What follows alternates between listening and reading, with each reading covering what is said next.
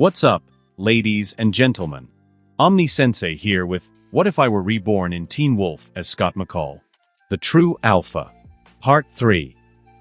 If you enjoy this type of content, please smash the like button. Subscribe to the channel if you haven't already. Don't forget to check out the original story linked in the description. Let's dive into the rise of a true alpha without further ado.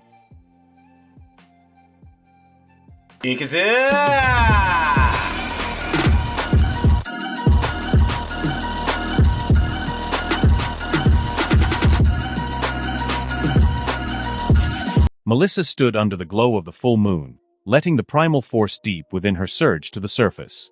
Her golden eyes lit up like fireflies in the dark night as her claws extended and fangs sharpened. She flexed her fingers, staring at her claws with a mix of awe and trepidation. "This feels amazing," she said, her voice deeper, more resonant. Her eyes turned to Scott, filled with wonder. "But I feel like there's more. Something just waiting to come out." Scott gave her a reassuring smile. "Don't hold back, Mom. Tap into that feeling. Let it all out." Taking a deep breath, Melissa surrendered to the primal instincts coursing through her veins. She felt her bones shift and reform, her body growing larger and more powerful. Her skin tingled as coarse fur began to sprout, but then she realized it wasn't the typical werewolf transformation. Instead, she fell forward on all fours, her body reshaping entirely into a massive wolf the size of a tiger. Her fur was a beautiful shade of gray, shimmering in the moonlight. Scott stared wide-eyed, a mixture of pride and amazement on his face. Then, as if something clicked within him, he felt a surge of strength and a deep connection with his mom, one he'd never experienced before, like their very beings were intertwined. Melissa in her wolf form spoke, her voice deep yet melodious. "Scott, I can feel it, a connection between us. It's like we're two pieces of the same whole. It's magical. I can feel it too," Scott said as he stepped closer, his hand brushing through her fur as she rubbed her large head against him affectionately. "You look gorgeous, by the way." Melissa laughed and said, "Take a picture. I want to see." Scott pulled out his phone, snapping a photo. When Melissa saw herself, her wolfish grin widened. "I do look gorgeous, don't I?" A mischievous glint appeared in her glowing eyes. "Can we go for a run? I want to see what this body can do." "Say no more." Scott stepped behind his car, quickly shedding his clothes and shifting into his own wolf form. The transition was seamless, his black fur glistening and his red eyes burning with intensity. "Let's go," he said, his deep growl laced with excitement. They raced through the forest, their massive forms blending into the shadows, their movements fluid and graceful. The trees blurred past them as their supernatural speed made the world around them seem slow. They jumped over fallen logs and leaped across streams, the night offering no hindrance to their vision. For Melissa, the experience was exhilarating. "I feel so alive," she said, her laughter echoing in the forest. After what felt like hours of running, they returned to the car. Scott stopped in his tracks, tilting his head back and letting out a powerful howl that echoed through Beacon Hills. It was a declaration, a warning to all supernatural beings that this was his territory. Melissa joined him, her howl harmonizing with his, equally powerful and commanding. At Derek's loft, the sound of the howls reached Peter Hale, who froze mid-sentence. He shivered slightly. "That's the kid, but who's with him?" Derek smiled and teased Peter. "He's letting everyone know he's the owner of this territory." "Peter, as an alpha yourself, aren't you going to howl back and let him know he's not the only alpha in town?" Peter scoffed but made no move to respond. "I'm not challenging him. Last time, I barely looked at his girlfriend, and he nearly killed me. I'm not suicidal." In another part of Beacon Hills, a mysterious woman with jet black hair stood in the shadows, a smirk forming on her lips as she listened to the howls. Without a word, she disappeared into the night. Meanwhile, Dr. Eric Muller sat in his office at the hospital, unease prickling at the back of his neck. Melissa hadn't come to work, and he couldn't shake the feeling that something was wrong. "What if someone found out?" he muttered to himself. "No, impossible. I covered my tracks." But the howls from the forest made him pause. He clenched his jaw, muttering curses under his breath. "Stupid mutts. Always thinking they own everything. I'll deal with Melissa tonight, just to be sure." He left the hospital, driving toward his home. The road was empty, the night eerily quiet. But as he approached the edge of the forest, a flash of movement caught his eye. A massive gray wolf, larger than any he'd ever seen, stood at the edge of the trees, watching him. Eric's hands tightened on the steering wheel. A werewolf, but not like any I've seen before. He sped up, but another figure appeared ahead. This one was even more terrifying, a hulking black beast with glowing red eyes and an aura of menace. It grinned at him, its sharp teeth gleaming in the moonlight. Eric slammed the gas pedal, hoping to plow through, but the beast dodged effortlessly, slamming into the side of the car with enough force to send it flipping into the woods. Scott communicated with Melissa telepathically and said, "Mom, go back to my car and wait for me. I'll beat him up and bring him to you." Melissa's voice echoed in his mind, "Scott, how can I hear you in my head?" Scott replied calmly, "It's one of our abilities, telepathy. Now go and let me deal with him." Melissa protested, "But Scott, it's dangerous. I want to help." Scott's tone was firm yet reassuring. "It's okay, Mom. I can handle him, trust me. Besides, you've just become a werewolf today. I can't let you fight something like a vampire." Melissa sighed but relented. "Fine, be careful then." As the car skidded to a halt, Eric emerged unscathed, his vampiric healing keeping him intact. Eric looked at the towering beast with anger and hatred and sneered, "Why are you attacking me, you stupid mutt?" Scott in his full werewolf form let out a deep chuckle, his glowing red eyes boring into the vampire. "You attacked someone you should never have, bloodsucker." Eric wasn't scared yet. He knew he couldn't win, but he thought, "If I want to run, this mutt could never stop me." Smiling smugly, he said, "Who are you even talking about? I've killed a lot of people. Women, mostly. So which one are you avenging?" Then, as if he pieced it together, Eric's smirk widened. "Oh, is it the nurse I killed yesterday? What was her name? Jennifer? But you can't possibly know about her yet. I stuffed her in the morgue. No, wait. I see now, it's that wench Melissa, isn't it? Damn it, I should have killed her when she found me in the blood bank yesterday." Scott's face didn't shift in anger, only darkened with deadly calm. "Well, bloodsucker, you just earned yourself a painful death." Eric forced a confident smile and said, "I have to admit, you're strong, mutt. But if you think you can catch me, you're dreaming." With that, Eric turned into a blur and bolted. But to his shock, Scott kept pace with him, his massive form easily matching the vampire's speed. "You were saying?" Scott growled before delivering a punch that sent Eric crashing into a tree, splitting it in half. Eric groaned, his arm bent at an unnatural angle, but it quickly began to heal. He realized escape wasn't an option, so he decided to fight. With a feral snarl, he lunged at Scott. Their speed was almost the same, but Eric's strength was no match for Scott's. He couldn't penetrate Scott's defense at all, while every punch and slash from Scott left Eric severely injured. Eventually, Eric couldn't keep up, his movements slowed, and his healing powers faltered. With a decisive blow, Scott threw him to the ground. Eric's broken body lay limp. Without a word, Scott stepped closer, breaking all four of Eric's limbs and his spine with calculated precision. Then, as if Eric weighed nothing, Scott lifted him like a rag doll and carried him back to his Camaro, where Melissa, now in human form, was waiting. "Scott, are you okay?" she asked, concern etched on her face. Scott grinned. "Told you I could handle it." He dropped Eric at her feet. "Take his powers, Mom." Melissa hesitated, her hands trembling. "Scott, are you sure? This feels wrong." Scott's expression darkened. He confessed to killing a nurse named Jennifer yesterday. Said he enjoys killing women. Don't feel sorry for him. Eric smirked despite his injuries. "Melissa, it was really you, wench. I should have killed you yesterday." Melissa's hesitation evaporated. With a fierce growl, she punched Eric in the face. "That's for biting me." Her claws extended as she plunged them into his abdomen. "And this is for calling me a wench." "Focus," Scott instructed. "Think about taking his powers. Feel it in your heart." Melissa closed her eyes, concentrating.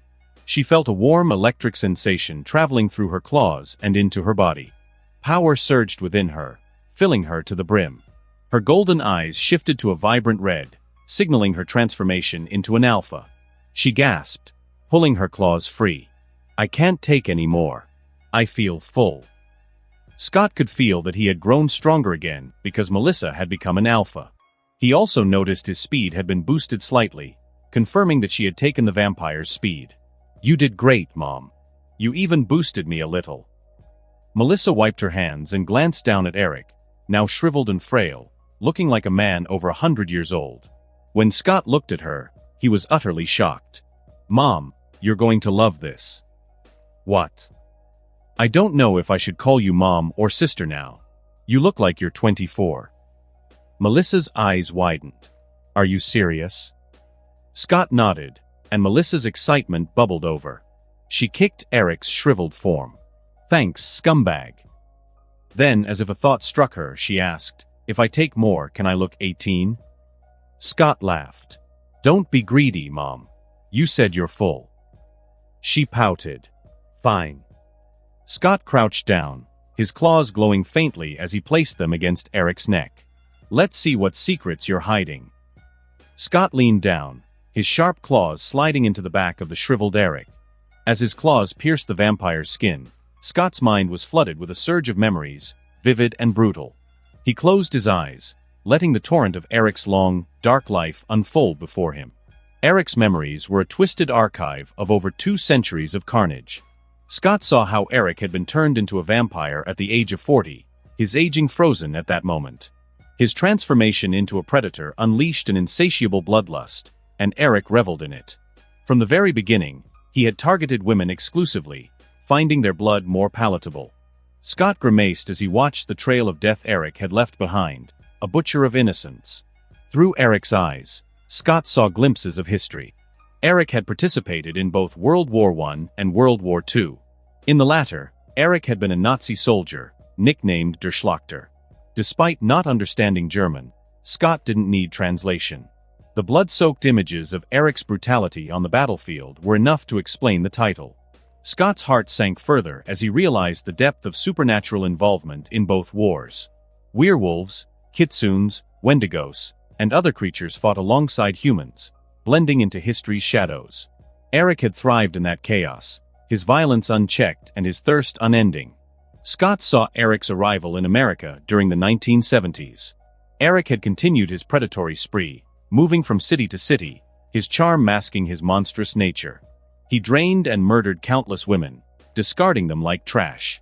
Then, a month ago, when he was passing by Beacon Hills, Eric felt a mystical force pulling him to the heart of the woods.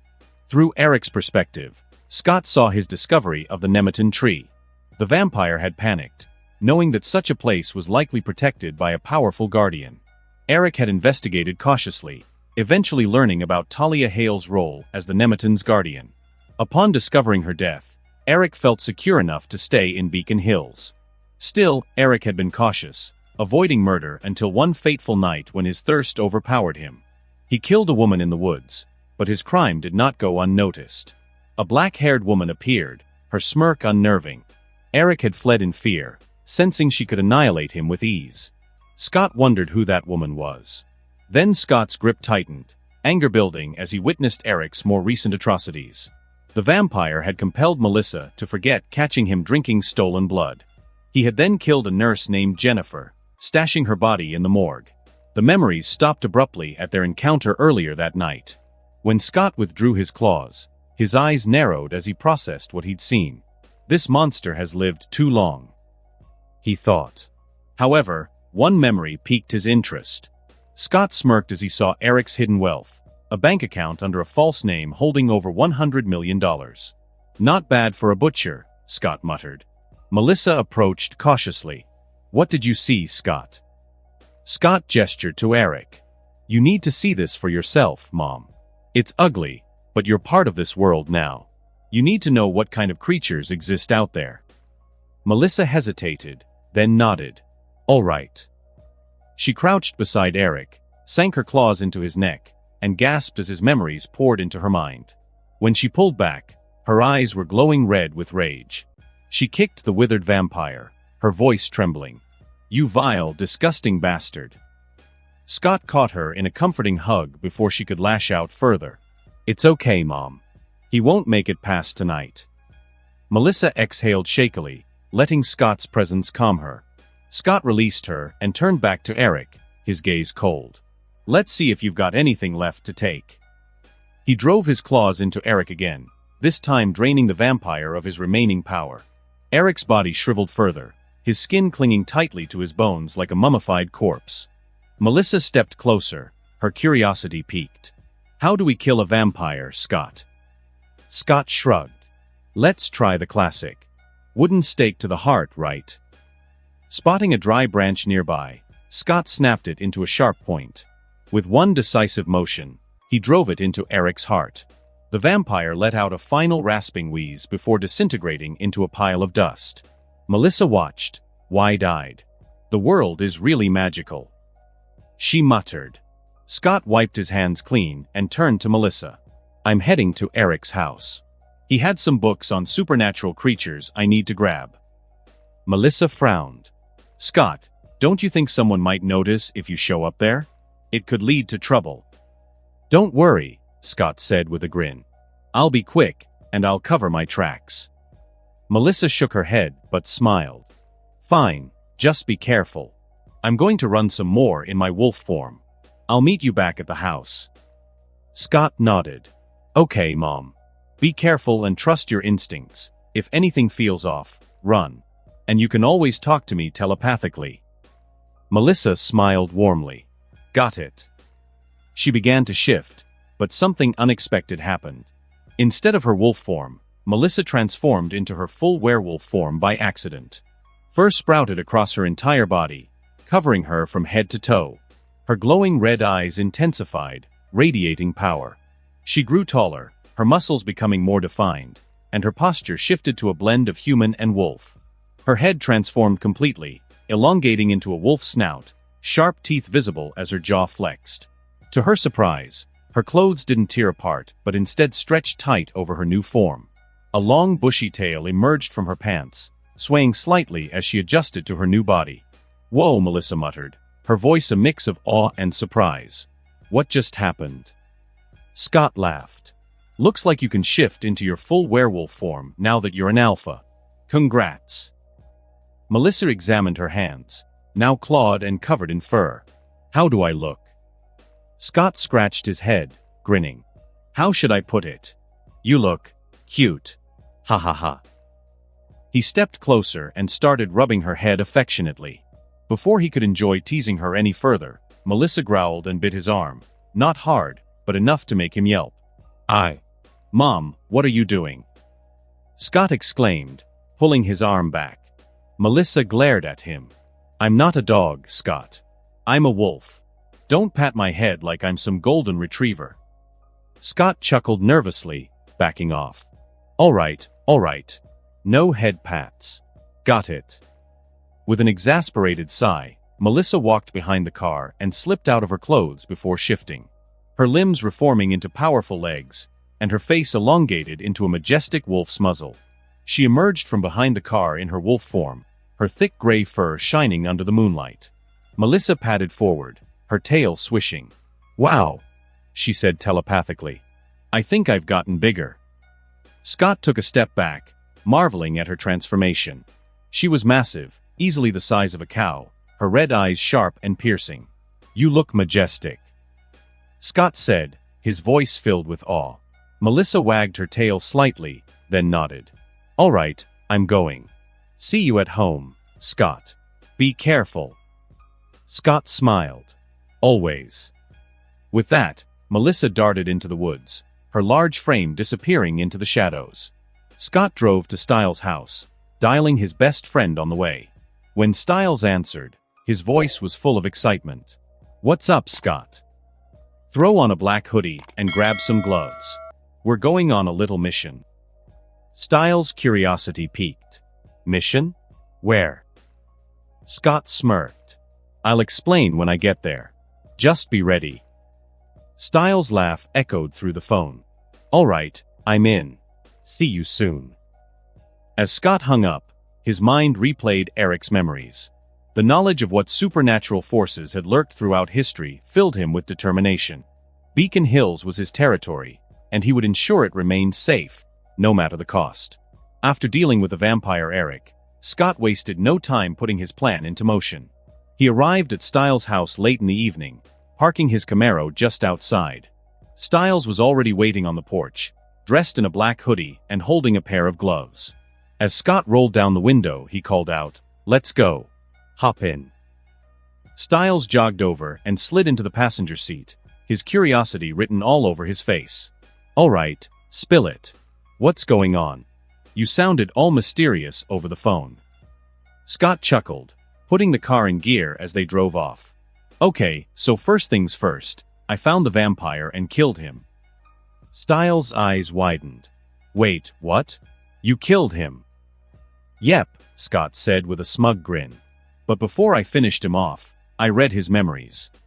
"You did what?" Styles asked, leaning closer like Scott just dropped the juiciest gossip of the year. Scott smirked. "Yeah, I dug through all 200 years of his twisted life. Trust me, it was disgusting, but totally worth it." "What did you see?" Styles asked.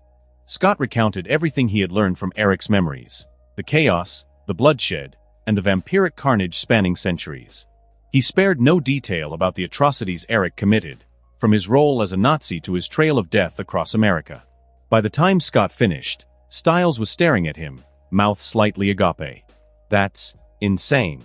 I mean, a Nazi vampire? Really?"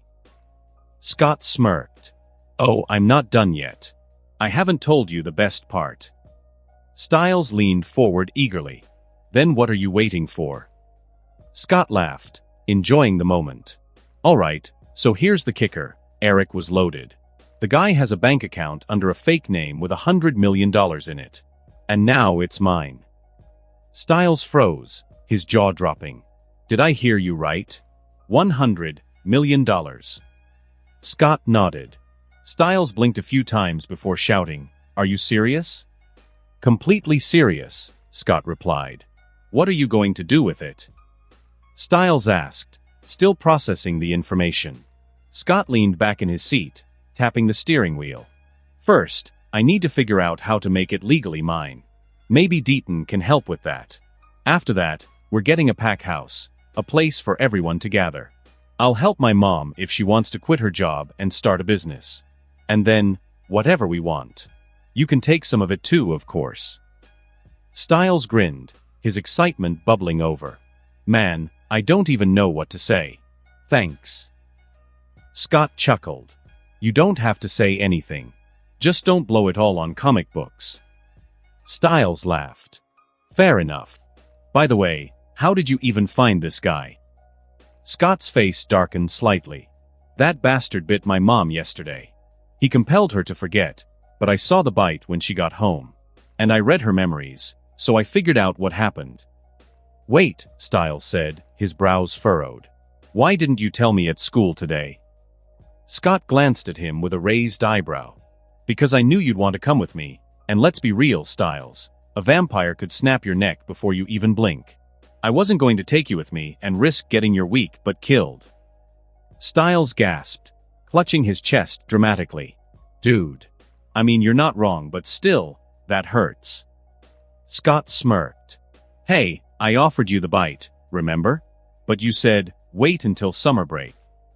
"Okay, fair point," Styles muttered, crossing his arms. Scott pulled the car to a stop at the edge of the forest. "All right, we're here. Eric's house is close, but we're going on foot from here." They stepped out, both putting on gloves and pulling their hoodies tighter as they trudged through the woods. Scott led the way to Eric's house. Within minutes, they arrived at a large, ominous-looking home surrounded by thick trees. Scott pulled a key from his pocket. "Got this off Eric before I dusted him. Let's go." The door creaked open as they stepped inside, their faces covered to avoid leaving any evidence. "This place gives me the creeps," Styles whispered, looking around. Scott gestured for him to follow. "Come on, the library's this way." They reached a spacious room lined with dark wooden shelves. Scott's eyes lit up as he spotted a large wooden chest tucked into the corner. "This is it," he said, pointing to the chest. Eric kept all his supernatural-related stuff in here. Stiles knelt beside him as Scott opened the chest. Inside, they found several ancient-looking books, jars filled with mysterious herbs, silver daggers, and bottles containing strange liquids. "Whoa," Stiles said, picking up one of the jars. "What even is this stuff?" "No idea," Scott admitted. "But we're taking all of it." Then Scott's gaze fell on a painting hanging on the wall. He moved it aside to reveal a safe. "What do you think is in there?" Stiles asked, peering over his shoulder. "Bottles of blood?"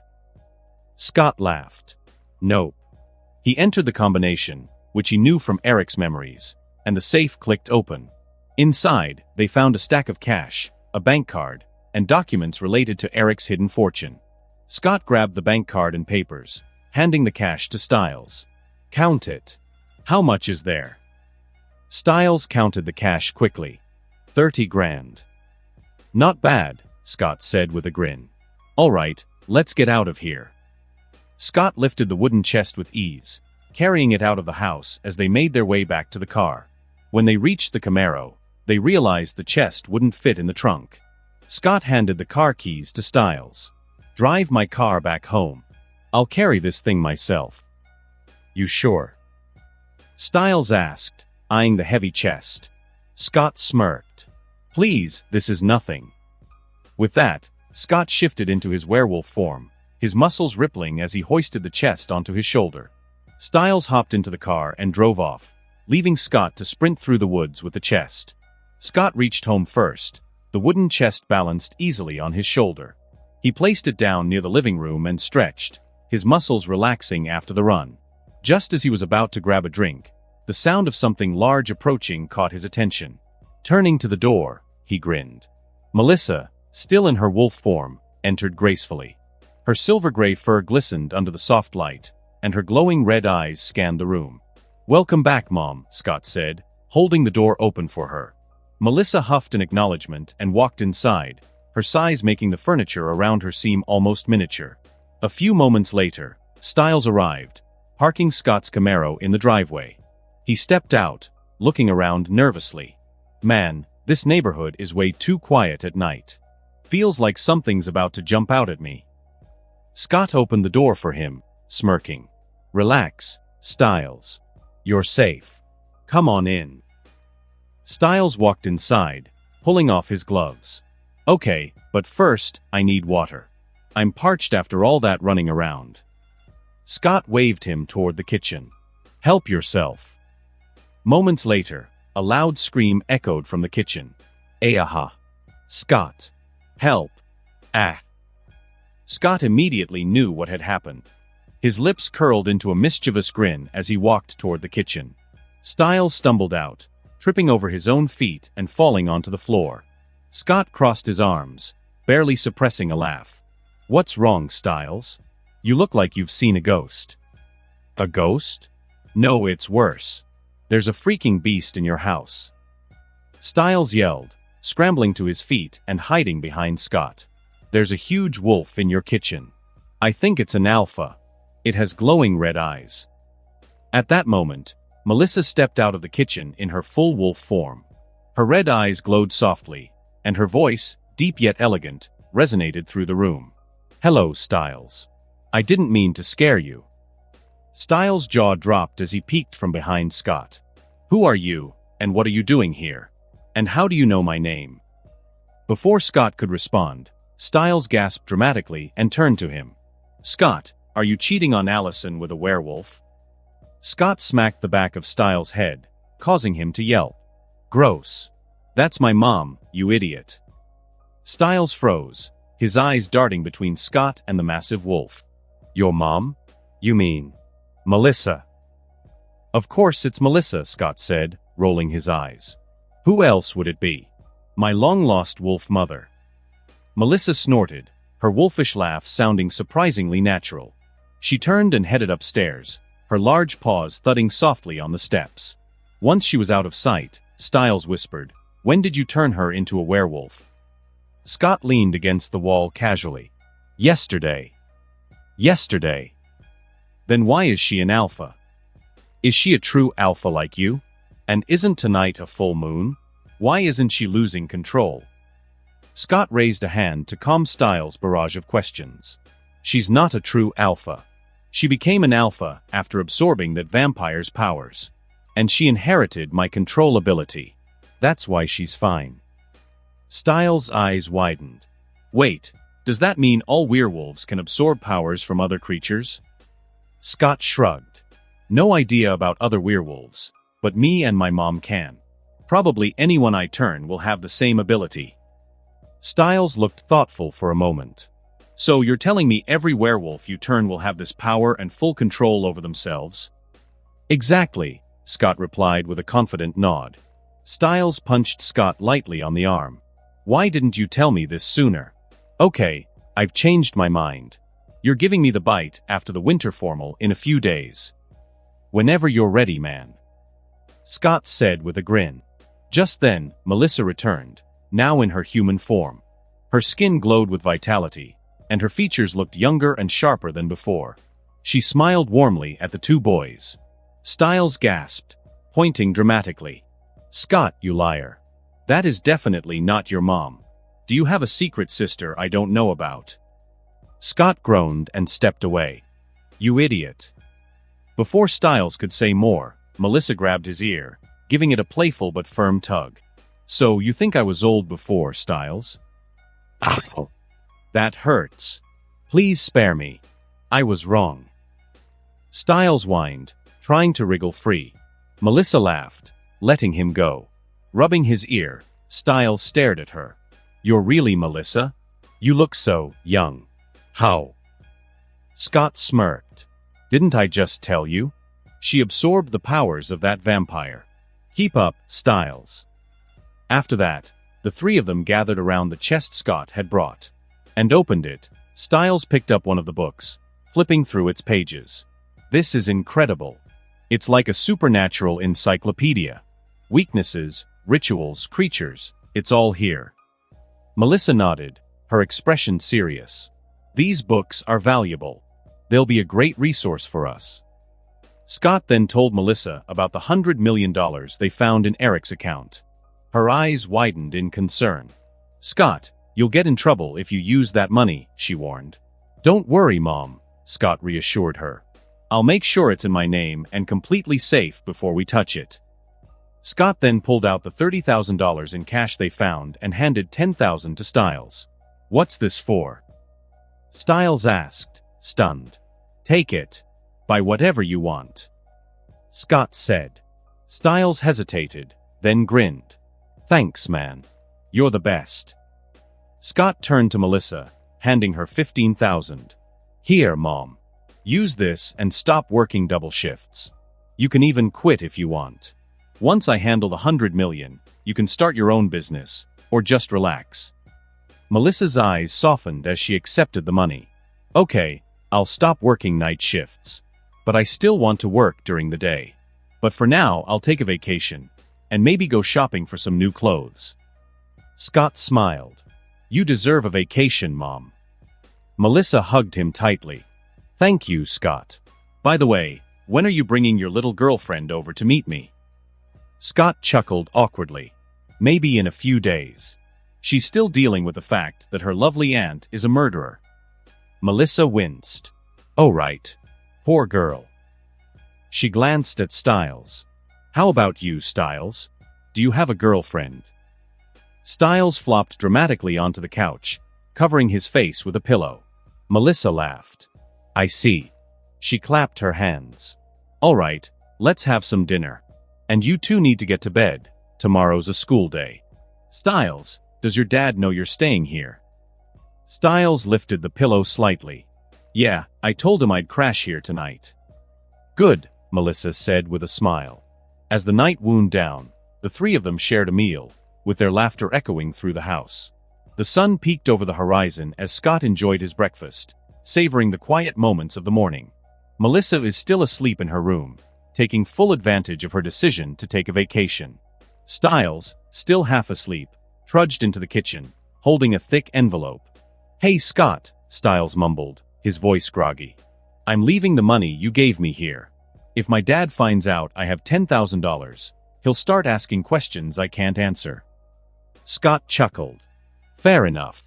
You can leave it in my room. Just don't forget where you put it." Then they both finished their breakfast. "All right, let's get you home to grab your bag," Scott said after washing the plates. After dropping Styles off, Scott arrived at school alone. The usual hustle of students filled the hallways, but his attention was drawn to a familiar figure approaching him. Jackson. This time, Jackson wasn't exuding his typical arrogance. Instead, his tone was measured, almost polite. "Scott," Jackson began, his voice unusually calm. "Can I talk to you for a second?" Scott raised an eyebrow but nodded. "Sure. What's up?" Jackson hesitated, then spoke, his words deliberate. "I want to be like you. I can pay you if that's what it takes." Scott sighed. "Jackson, I'm not going to turn you, but I can tell you where to find someone who might." Jackson's eyes lit up. "Really? Where?" Scott crossed his arms, his tone serious. "Before I tell you, are you sure this is what you want? Being a werewolf isn't just about strength and speed. There are risks, hunters, losing control, hurting people you care about. It's not a game." Jackson scoffed but faltered slightly. "Yeah, but who wouldn't want to be stronger?" Scott studied him for a moment before nodding. "All right. If you're serious, go to the old Hale house in the woods. You might find Derek or Peter there. They're the ones you saw with me on the lacrosse field." The Hale house. Jackson's brow furrowed. "The one that burned down years ago?" "Yes," Scott said. Jackson's excitement dimmed slightly. "And these hunters you mentioned? What are we talking about here?" Scott's expression grew grim. "The kind that won't hesitate to shoot you or slice you in half. Becoming a werewolf means painting a target on your back, Jackson." Jackson swallowed hard, but his determination didn't waver. "I'll think about it." Scott clapped him on the shoulder. "Well, think carefully. I'm going. Class is about to start." The morning classes passed uneventfully.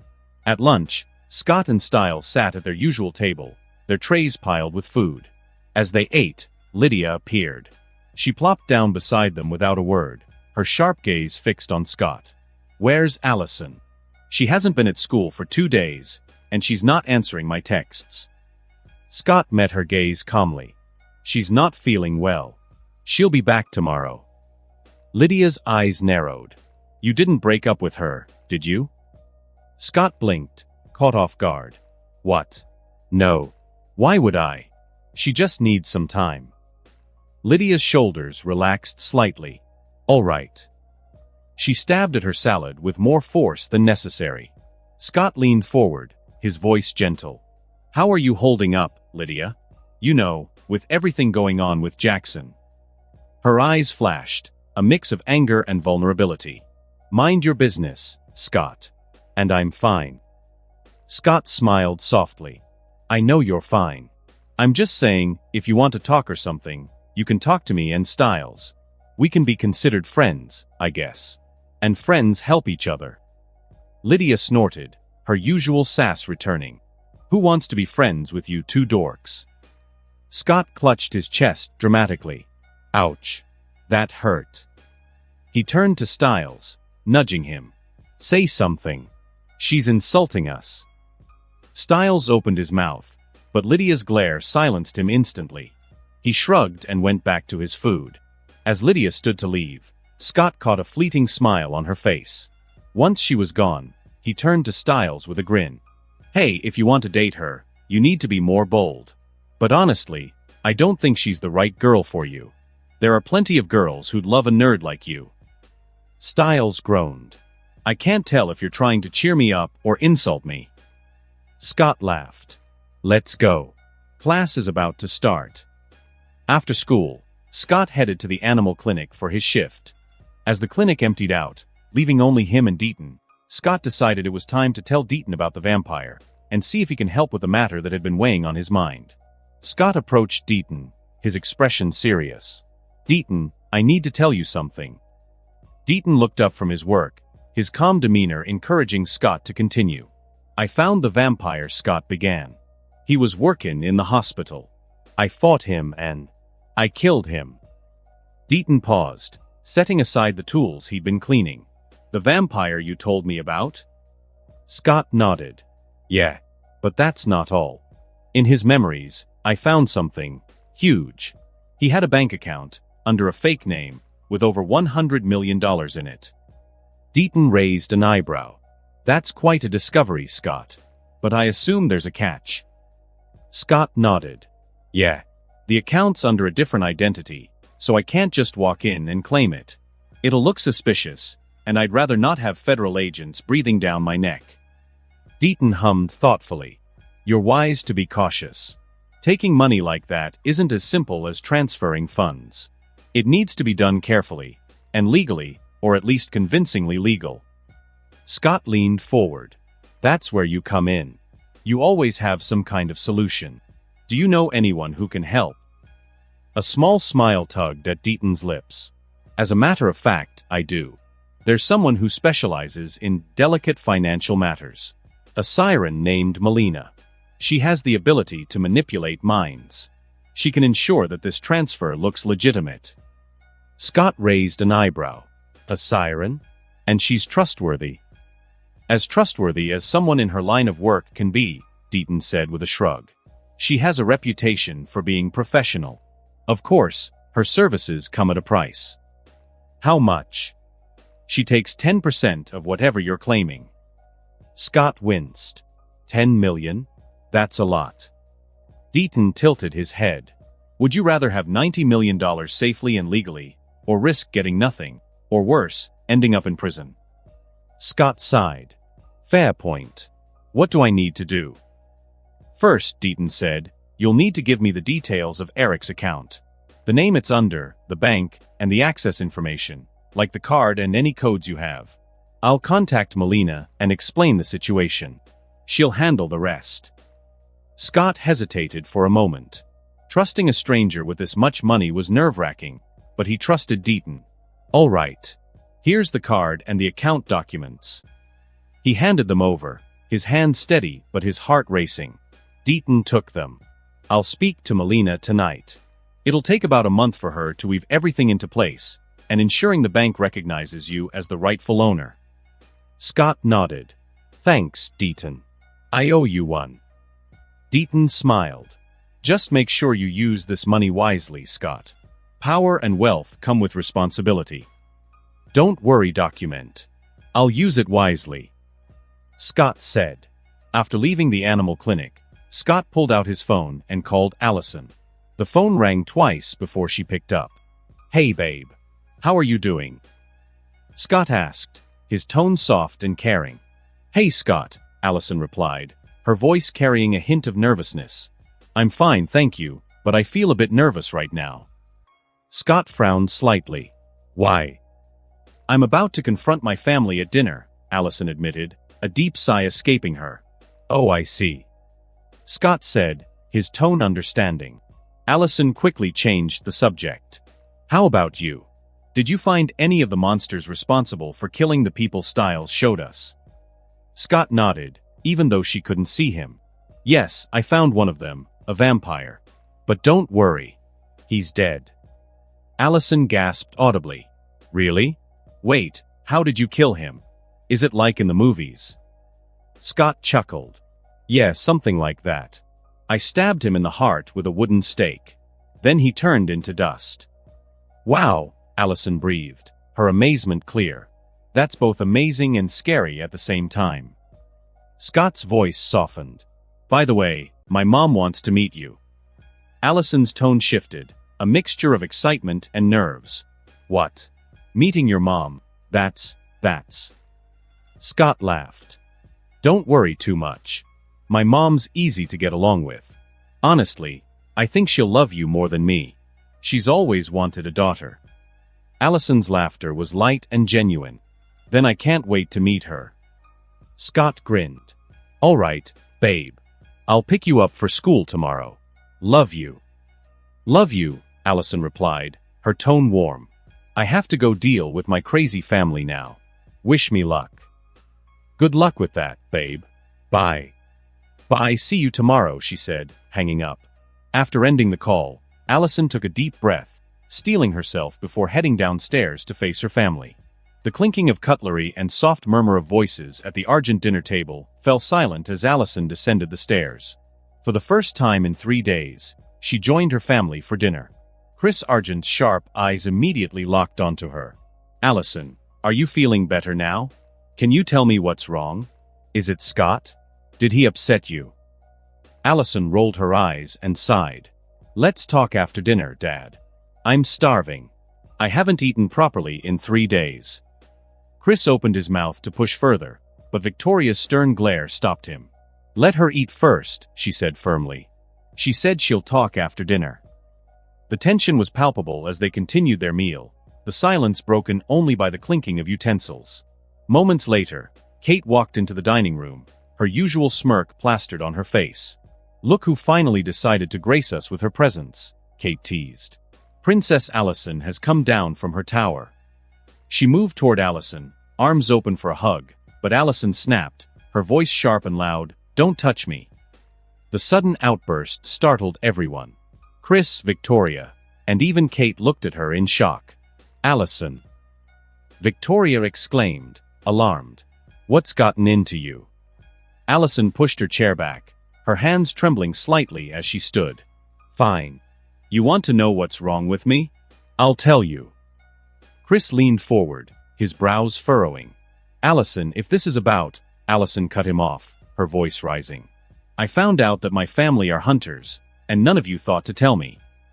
Chris blinked, clearly caught off guard. Are you upset because I hunt deer sometimes? Allison laughed bitterly, anger flaring in her eyes. Deer? Really? Even now, you're lying to me, Dad. Victoria's voice turned cold and commanding. Allison, that's enough. Allison looked at her mother. You're right, Mom. It is enough, enough of your lies. Then Allison turned her fiery gaze toward her father. No, Dad, I'm not upset because you hunt deer. I'm upset because you've been hunting humans with supernatural powers for God knows how long. Yes, I know about werewolves, not that any of you cared to tell me. Even when one came right up to my window, you said nothing.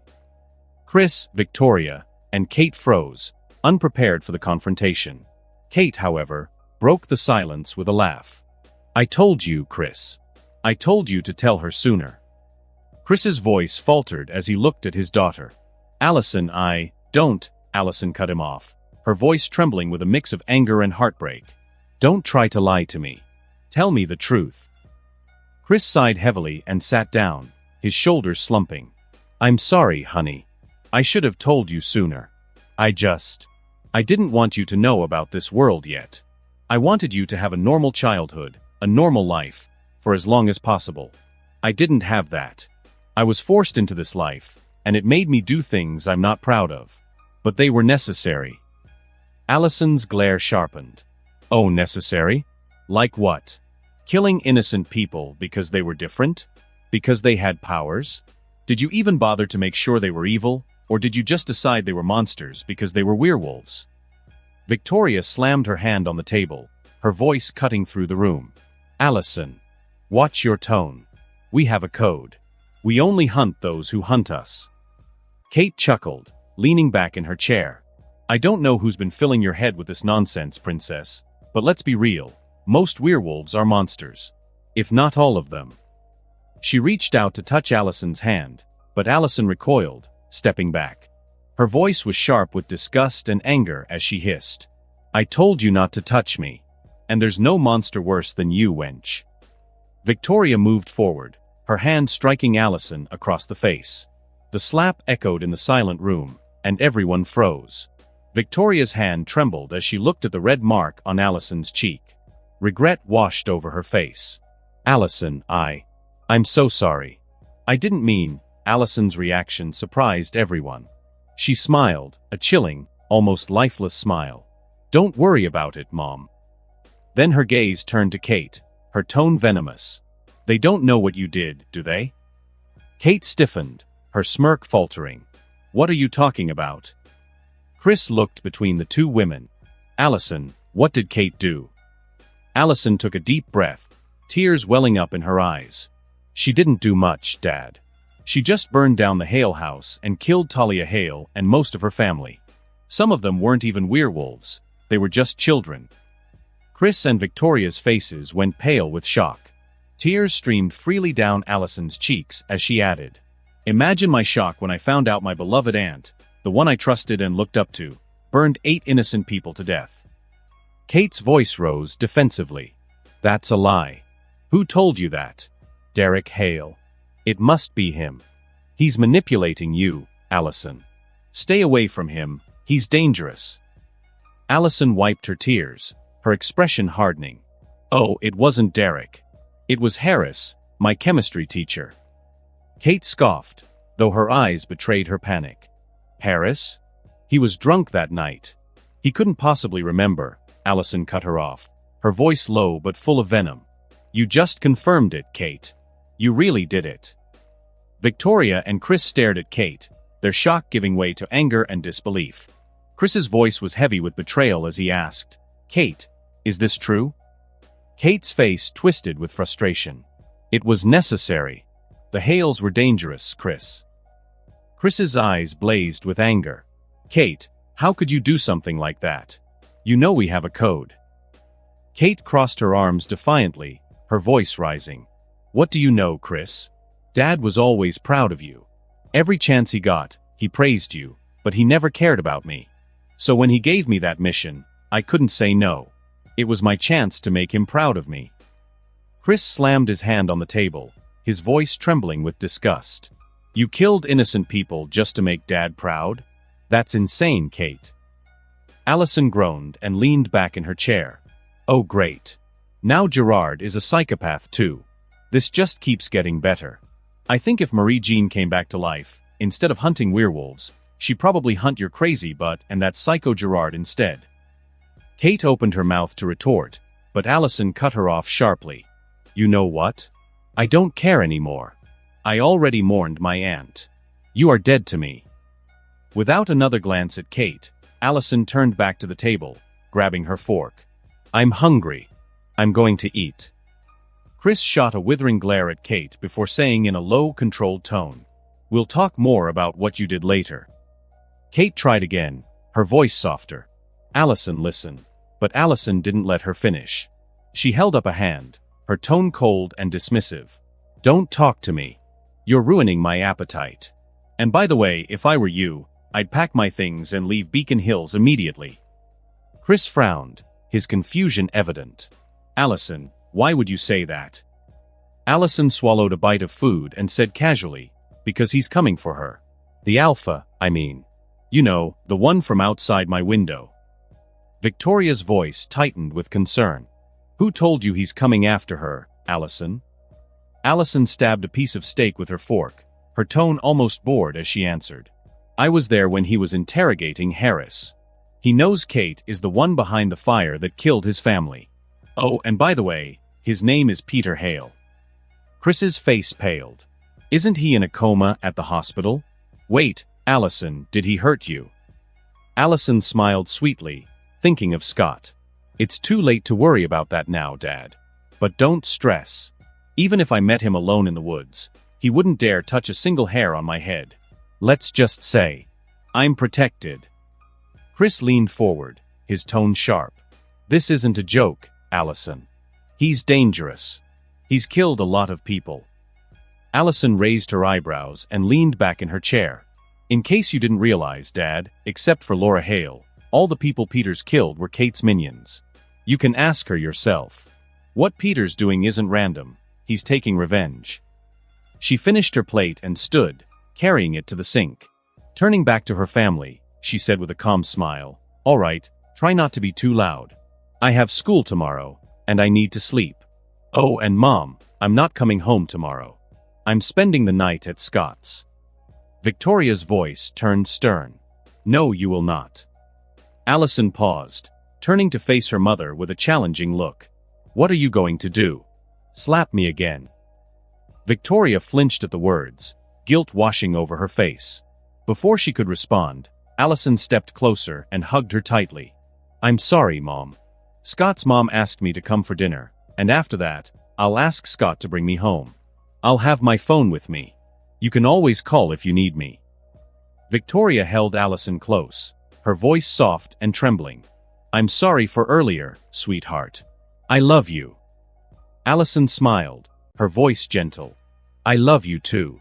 Just don't let me find out you're a murderer like her." Victoria chuckled softly, brushing Allison's hair back. "Don't worry, sweetheart. I might be mean, but I'm no cold-blooded killer. I follow the code. Now go get some sleep. I need to deal with your dad and his crazy sister." Allison gave her father a hug next, her tone softer but still laced with frustration. "I love you, Dad, but I'm still mad at you." Chris smiled faintly, his voice heavy with regret. "I love you too, honey.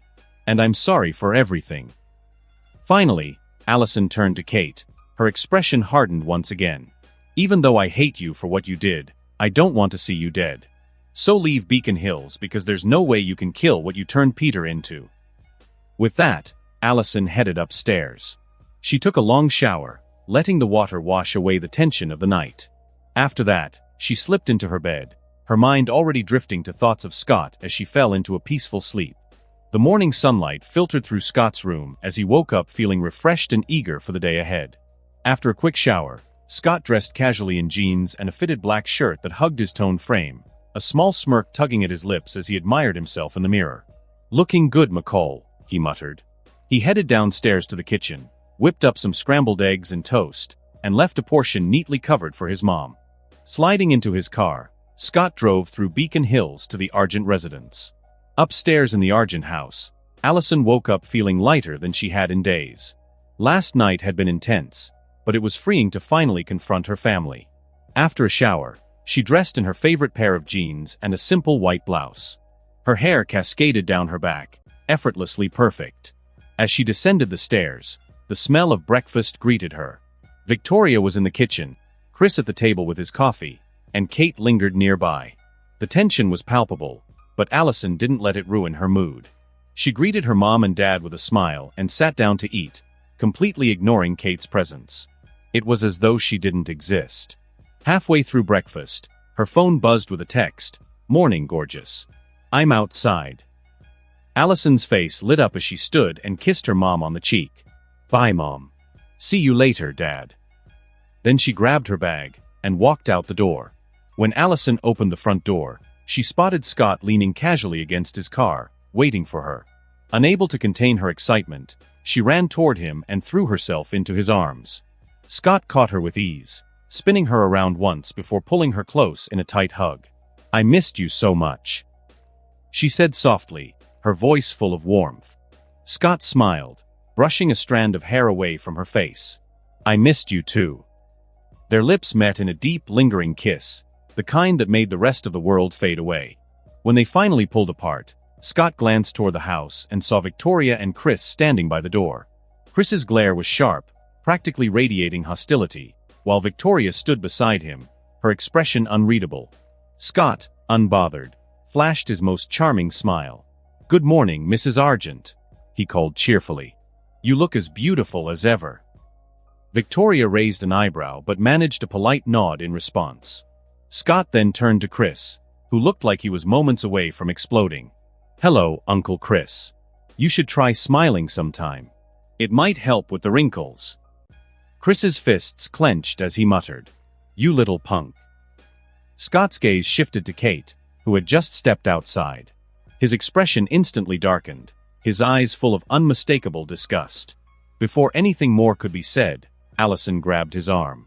"Let's go," she said, tugging him toward the car. After they left, Chris muttered, "I hate that kid." Victoria, thoughtful, said, "Did you notice the way he looked at Kate? His eyes were full of disgust. I think he knows." Chris frowned. "Knows what?" "I think he's the one who told Allison everything about us. It makes sense now." Chris's jaw tightened. "I'm going to kill him." A sudden sinister smile crept across his face. "Do you think he's a werewolf?" Victoria sighed. "I don't know. We'd have to test him." "If he is." Chris smiled. "I'm going to hunt him down and make him break up with my little girl." Victoria placed a hand on his arm. Tread lightly, Chris. Whatever Scott is, it's enough to scare someone like Peter Hale. And we don't want to provoke something worse than an alpha. Kate, who had been listening, interjected, "Why do you think Peter is afraid of him?" Victoria's eyes darkened. Because Allison said it herself. Even if I met him alone in the woods, he wouldn't dare touch a single hair on my head. Let's just say, I'm protected. Who do you think she's talking about? Kate frowned. Scott. Chris clenched his fists. I need to find out what he is and who's backing him. Victoria gave him a warning look. Just don't push Allison any further. She's still angry with us. If you try to force her hand, you might lose her completely. Chris snorted and headed back inside. As Kate moved to follow, Victoria grabbed her arm. Her voice was cold and firm. Stay away from Scott. If you do anything stupid, you'll break Allison's heart again. And call it intuition, but if you weren't her aunt, you'd already be dead. Kate paled slightly, but didn't respond. Victoria released her arm and walked inside, leaving Kate alone on the porch. As Scott drove, he glanced at Allison. So, how did the revelation party go last night? Allison smiled. They were shocked. But luckily, when I told them what Kate did, it was clear they didn't know. If they had been part of it, I think I'd be completely broken right now. Scott reached over, placing his hand on hers. He could feel her emotions, relief, happiness, and lingering sadness. And how are you feeling now? I feel good, actually. Scott's grin widened. I heard today's your birthday. How about we ditch school and have some fun? Allison pouted playfully. Who told you it's my birthday? I'm still 16. Don't worry, babe. I like older women. Allison gasped, glaring at him. You're dead. She lunged at him, playfully smacking his arm, pinching him, and even twisting his ear. Scott yelped dramatically. Okay. I was joking. I'm sorry. No biting. Their playful banter nearly caused Scott to swerve off the road. Regaining control, he let out a relieved sigh. No more playing while I'm driving. Allison nodded, her tone serious. Agreed. That was scary. Scott took her to an amusement park, and they spent the day laughing, screaming on rides, and winning stuffed animals. By the time they left, Allison was clutching an oversized teddy bear and smiling so much her cheeks hurt. Their next stop was a bakery restaurant. Scott approached the waiter with a grin. It's my girlfriend's 16th birthday. Can you bring a birthday cake to our table? The waiter smiled. Of course. Should we sing for her too? Scott nodded eagerly. Yes, please. When the cake arrived, accompanied by 3 waitresses singing Happy Birthday, Allison blushed furiously as the other customers turned to watch. But when she saw the number 16 on the cake, she smiled sweetly at Scott, her heart swelling with love. As the sun began to set, Scott drove them to a secluded spot overlooking Beacon Hills. They sat on the hood of his car, Allison nestled in his arms as the sky turned shades of orange and pink. This is perfect, she whispered. Scott pressed a kiss to her temple. You're perfect. For a moment, they sat in comfortable silence, the world around them fading away. No hunters, no werewolves, no secrets, just them. Happy birthday, Allison. He murmured. She looked up at him, her eyes glistening. Thank you, Scott. For today. Scott held her close, running his fingers gently through her hair. You're not sincere enough, babe. He teased, his lips curling into a mischievous grin. Allison smiled, turning around to face him fully. She leaned in and gave him a deep, passionate kiss that left them both breathless. Pulling back slightly, she whispered against his lips, Is that sincere enough for you? Scott chuckled. No. Before they knew it, their lips met again, and the intensity between them grew. The world around them melted away as they gave in to the fiery passion that had been building for weeks. Their kisses grew more fervent, and their hands explored each other with newfound boldness. After a while, Allison broke free, her cheeks flushed and her breathing heavy. She looked into Scott's eyes and said softly, Let's get into the car, Scott. Scott hesitated for a moment, his voice full of care. Are you sure about this, Allison? She nodded. Yes.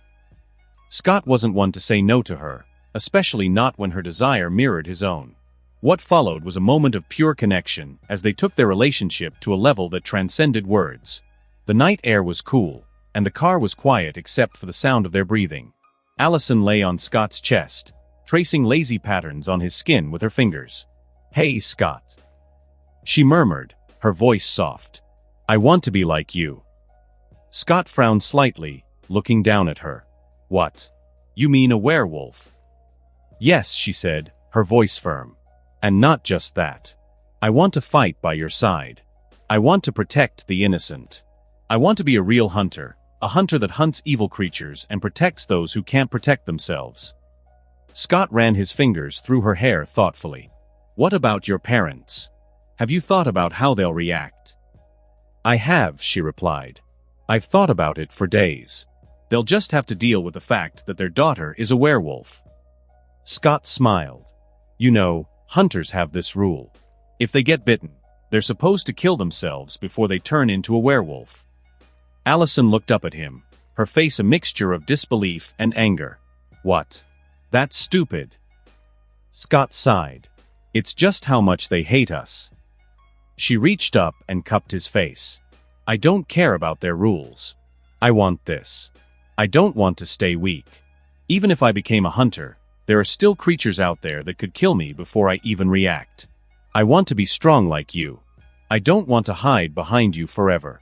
I want to stand by your side." She paused, then added with a teasing smirk. "Besides, don't you want me to keep up with you during sex? And have sex more often?" Scott's eyes glowed red, and his fangs extended as he interrupted her with a growl. "Say no more, babe. Where should I bite you?" Allison laughed, her cheeks tinged pink. "Wait a moment, you pervert. Shouldn't you tell me what will happen first?" Scott's eyes returned to normal as he grinned. "Nothing much. The first night, you'll sweat a lot as your body changes. After that you'll get stronger and faster, but your transformation won't be complete until you experience your first full moon." "Is there any risk?" Allison asked, her tone serious. Scott nodded slightly. "Some people don't survive the bite. But don't worry, you'll be fine. I'm sure of it. You're strong, Allison. And besides, I'm a bit special, so I'm 100% confident you'll become a werewolf." She gave him her arm, smiling. "Then bite me." Scott smirked playfully. "Your arm? Babe, there's not much meat on it. How about I bite your sweet butt instead?" Allison blushed furiously, pinching him hard. "You're such a pervert." Scott yelped in mock pain. "Ouch. Have mercy, Allison. I was just joking." They laughed together before Scott's eyes turned red again, and his fangs elongated. He leaned down and bit her arm gently but firmly. Allison winced, a sharp gasp escaping her lips. "Sorry, that's the worst part." Scott said, "Let's go home and have dinner with my mom. But first, we need to take a shower." Allison raised an eyebrow. "Let's sneak into your house and shower there." Scott laughed. "We can't do that. Mom will hear us, and believe me, you don't want to meet her like this." "Why not?" Allison asked, her curiosity piqued. Scott's grin turned sheepish. "Because she's a werewolf too. Just one sniff, and she'll know what we did. Trust me, that's not the first impression you want to make." Allison's eyes widened. "What? Then what should we do? Cancel dinner? This is all your fault." "Wait a minute, it wasn't me who—" He stopped when he saw the look on her face and quickly corrected himself. "You're right. It's all my fault, and I'm going to fix it." Allison smirked. "And how do you plan to do that?" Scott grinned. "Let's go to the animal clinic. Deaton's out of town, so it's empty. I still need to feed the animals anyway, and we can shower there. Plus, I'll bandage your arm while we're at it." "Fine," Allison said, rolling her eyes but smiling. "Let's go." At the clinic, Scott and Allison took care of the animals before going into the bathroom. The shower was quick but filled with playful teasing and laughter. Afterward, Scott gently cleaned and bandaged Allison's arm, They got dressed and headed back to Scott's car. The drive to his house was peaceful, the quiet filled with a sense of anticipation. As they parked in the driveway, Scott turned to Allison. "Ready to meet my mom?" Allison nodded, her heart racing. "Yes, I'm ready." With that, they stepped out of the car and walked toward the door, hand in hand. Scott and Allison stepped into the McCall home. The scent of something faintly floral, likely Melissa's candle of the day, filled the air. The living room was warm and inviting, with the soft glow of the television illuminating Melissa, who was sprawled on the couch watching a sitcom. Hearing the door, Melissa turned, her expression brightening instantly. She rose from the couch and approached with a smile, her hands reaching out to Allison. "You must be Allison," Melissa said, taking Allison's hand warmly. "How did a dork like Scott trick a beautiful girl like you into being with him?" Allison laughed, her cheeks tinged pink. "Well, he did trick me, didn't he? You must be Scott's sister, right? You're so beautiful." Melissa's laughter echoed in the room. Before she could respond, Allison turned to Scott with mock indignation. "Scott, why didn't you tell me you had a sister? And why didn't you introduce us earlier? The only friend I have in town is Lydia, and let's be honest, she can be a bit much sometimes." Melissa gave Scott an approving look. "Scott, I like your girlfriend very much." Scott smiled but said nothing, letting the exchange play out. Allison looked back at Melissa, her curiosity evident. "What's your name?" "Melissa," she said with a warm smile. Allison returned the smile. "Well, Melissa, I like you too. I think we're going to be good friends." As Allison glanced around the cozy living room, a hint of nervousness crept into her expression. She turned back to Melissa, her voice slightly shaky. "By the way, Melissa, where's your mom? This is my first time meeting her. Do you think she'll like me?" Scott, who had been leaning casually against the wall, stifled a laugh, his shoulders shaking slightly. Melissa chuckled and pulled Allison into a gentle hug. "I already love you, sweet girl. And by the way, Allison." Still in Melissa's arms, Allison tilted her head curiously. "What is it?" Melissa grinned mischievously. "I'm not Scott's sister. I'm his mother." Allison froze, her eyes wide. She quickly broke free from the hug and stammered. "I'm so sorry, Mrs. McCall. I didn't mean to be rude." Melissa's laughter was light and genuine as she pulled Allison back into her embrace. "Silly girl, you weren't rude at all. Treat me like a friend, okay? And don't call me Mrs. McCall. Just Melissa." Allison relaxed, her smile returning. "Okay, Melissa. But I have to say, you're so young, you could easily pass as a high school student." Melissa beamed. "Thank you, Allison." Then, turning to Scott with mock disgust, she added, "The only thing making me look old is my stupid son. Maybe he should start calling me sister." Scott crossed his arms, feigning offense. "What's with the look, Mom? And no way am I calling you sister. That's just weird." Melissa snorted. "Humph. Fine. Now get your butt in the kitchen and make us something to eat." Scott's eyes widened in mock shock. "Wait, you didn't make dinner?" Melissa folded her arms. "And whose fault is that? You didn't tell me Allison was coming." Scott smirked.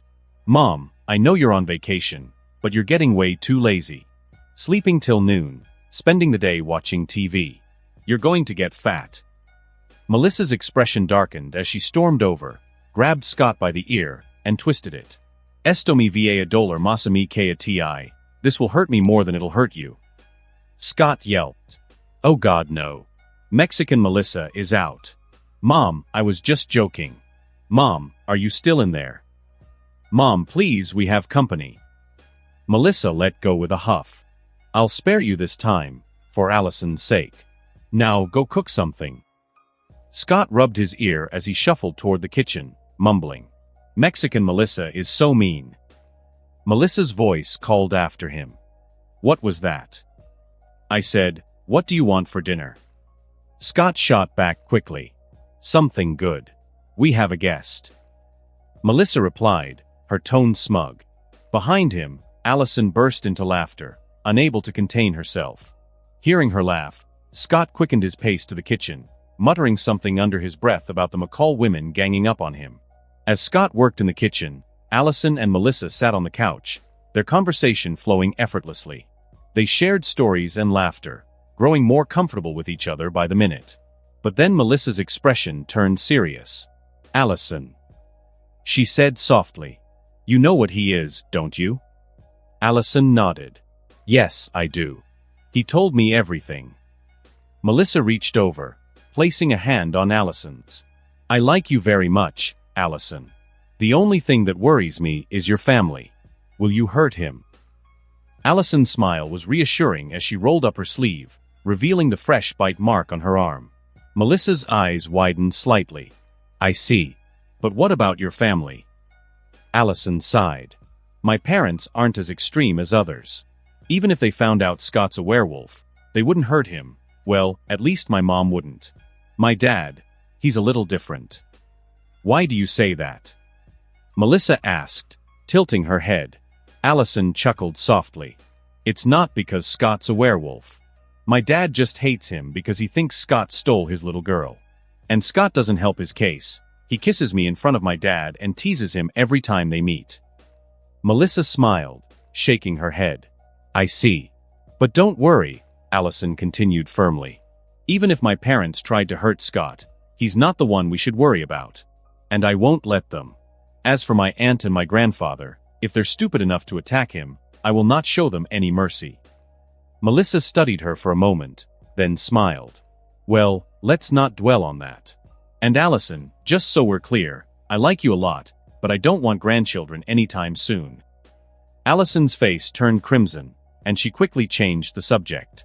"Can you show me what you look like when you shift?" Melissa chuckled, standing up. "Sure." Meanwhile, in the kitchen, Scott was fully focused on cooking spaghetti bolognese, one of his favorite dishes from his previous life. He moved with precision and ease, his hands a blur as he chopped, stirred, and tasted. He also prepared a fresh chicken salad, balancing the meal perfectly with a refreshing drink. Every so often, Scott used his enhanced hearing to check on the conversation between Melissa and Allison, pleased to hear their laughter. Satisfied that they were getting along, he decided to give them their space. When Scott finished cooking, he wiped his hands, plated the food, and stepped into the living room. He stopped short, smiling at the sight before him. Melissa, still in her wolf form, had her massive head resting in Allison's lap while Allison brushed her fur. Scott chuckled. "Ladies, I hate to break up whatever this is, but dinner's ready." Allison smiled warmly, and Melissa growled playfully. "Finally. I'm starving." Melissa shifted back into her human form and joined them at the table, where they enjoyed a lively dinner filled with laughter and shared stories. After dinner, Scott and Allison prepared to leave, but Melissa stopped them at the door. She hugged Allison warmly. "If he ever bullies you or anything, just tell me. I'll beat his butt for you." Allison giggled, while Scott groaned. "Mom, seriously? I'm your son." Melissa turned to Scott, her tone firm. "I don't want any other girl as my daughter-in-law. So don't screw this up." Scott saluted with mock seriousness. "Yes, ma'am." Melissa smiled at Allison. "You're welcome here anytime. Don't be a stranger, okay?" Allison returned the smile. "Thank you, Melissa. I will." On the drive back to Allison's house, she looked at Scott with a big grin. "Your mom is amazing. She's so much fun." Scott chuckled. "Yeah, she's one of a kind. What were you two talking about, anyway?" Allison smirked. "Girls talk. Not telling." She stuck her tongue out at him teasingly. Scott laughed, shaking his head. Allison's smile softened as she gazed out the window. "You and your mom are so close. I envy that. You know how my mom is. And Kate, who I used to be close to, turned out to be a murderer." Scott's voice was calm. "It was always just me and my mom. That's why we're close. And your mom's not that bad. She's just a bit tense. Try getting closer to her. Maybe invite her shopping or to do girly stuff together." "Yeah, I should try that." When they arrived at Allison's house, Scott handed her the large white teddy bear she'd left in his car and walked her to the door. Allison hugged the bear tightly and smiled up at him. "Thank you for today, Scott. It was perfect. Scott leaned in, pressing a soft kiss to her forehead. Anything for you, love. Scott had just said goodbye to Allison and was about to leave when the door opened abruptly. Victoria stood in the doorway, her posture sharp as usual, but with a more welcoming expression than he'd seen before. Scott, thank you for bringing Allison home, she said, her eyes narrowing slightly. Although it's a bit late. Sorry about that, Mrs. Argent. Scott replied with a polite smile. Well, as long as you two are safe, it doesn't matter. Victoria said, her voice softening a little. Why don't you come in, Scott? Scott hesitated, glancing at Allison, who looked a little uncomfortable. No, Mrs. Argent, I have to head back home. But Victoria wasn't having it. She insisted. But I insist. We didn't talk much last time. Allison, clearly upset, interjected, Mom. But Scott quickly stepped in, sensing the shift in mood. It's okay, Allison. Scott said reassuringly. I don't mind talking to your parents for a while. With a smile, he stepped inside, but the moment his foot crossed the threshold, he noticed something strange. The surprise on Victoria's face was unmistakable. He looked down at the floor and saw the unmistakable signs of mountain ash scattered around the doorframe. Scott couldn't help himself. He grinned. Oh, Mrs. Argent, it seems there's some black dirt at the front of your door. Victoria's face shifted in a mix of surprise and irritation, but before she could respond, Scott looked up and turned to Chris, who had appeared behind his wife. Uncle Chris. Scott said with a chuckle. As the man of the house, you should help out more. Clean the front door from time to time. Don't let Mrs. Argent do all the work. She's only one person. Chris glared at him, his expression turning stern. Mind your own business, you punk. Scott smirked, unfazed, and walked past them into the living room. He made himself comfortable, and shortly after, Victoria and Chris followed him in, with Victoria holding 4 cups of tea. She handed one to Scott with a knowing smile. Scott took a sip, eyeing the delicate purple flowers floating in the cup. He raised an eyebrow. Mrs. Argent, what is this? Oh, just some fancy tea I bought in France, she said, her tone light, as though nothing was unusual. Scott took another sip and then pulled a flower from his mouth. I don't know who sold you this, Mrs. Argent, but this flower isn't tea. It's monkshood, a poisonous plant. Don't drink it anymore, and get rid of it. Allison, who had been about to take a sip herself, froze. What? She asked, her voice full of disbelief. What do you mean, monkshood? Scott turned to her and explained, monkshood, also known as wolfsbane, is a toxic plant. It contains aconite. Aconite works by blocking sodium channels in excitable tissues, like the heart, muscles, and nerves. It's dangerous. Chris shot him a suspicious glance. How do you know all that, Scott? Scott smiled easily. I work with a veterinarian, remember? He taught me about it after we had to deal with a dog that was poisoned with it. Allison's face turned hard as she stood up. What does this mean, Mom? Victoria's tone shifted, and she tried to remain calm. Sweetheart, Allison's anger flared. Don't sweetheart me, Mom. You know exactly what wolfsbane is, and you know what it does. So, tell me what's going on here. Chris stood up abruptly, his hand reaching for the gun holstered at his side. We just want to make sure you're safe, Allison. That's what parents do. But Allison wasn't buying it. You want to make sure I'm safe, or do you just want to control me? Allison. Victoria said sharply. Watch your tone. But the words didn't hold back Allison's frustration. You know what, Mom? She snapped. Even if Scott is a werewolf, I will still date him. I won't break up with him. Victoria's face hardened. I will not allow that, Allison. We are hunters. Allison's voice grew colder, her eyes flashing with anger. And what are you going to do about it? Slap me again like yesterday? Or imprison me for the rest of my life? Just as the words left her mouth, a crossbow arrow suddenly shot from behind a wall, aimed directly at Scott's leg. But with a speed that took everyone by surprise, Scott caught the arrow mid-flight. Kate emerged from her hiding place, a smirk spreading across her face as she stepped into view. Since Allison already hates me, she said with venom, I'll play the bad guy. Let's see if little Scott here will show us his true face. And although he passed the mountain ash barrier, we now know he isn't normal. No normal person could catch my arrow like that. Chris and Victoria immediately tensed, Chris pulling his gun out of its holster and aiming it at Scott, while Victoria drew a dagger from her belt, her posture defensive. Scott. Chris barked. What are you? Allison turned her gaze from Kate to Scott, but it was the expression on his face that truly unnerved her. The warm smile she had come to know was now gone, replaced by an eerie, almost chilling calm. Before anyone could react, Scott moved with lightning speed. In the blink of an eye, he had Kate by the throat, lifting her effortlessly off the ground. His voice was low and dangerous as he spoke to her, each word dripping with cold fury. You seem to have forgotten something, wench. Scott growled. What did you think would happen after you shot your arrow at me? I can tolerate Chris and Victoria. They're Allison's parents, and I can feel their genuine care for her. But you? I don't like you. In fact, I hate you for what you did to the Hale family. And if you weren't Allison's aunt, I would have killed you for shooting at me. Chris and Victoria stood frozen in shock, their guns and weapons lowered in disbelief at Scott's speed and strength. They hadn't even been able to react before he had Kate in his grasp.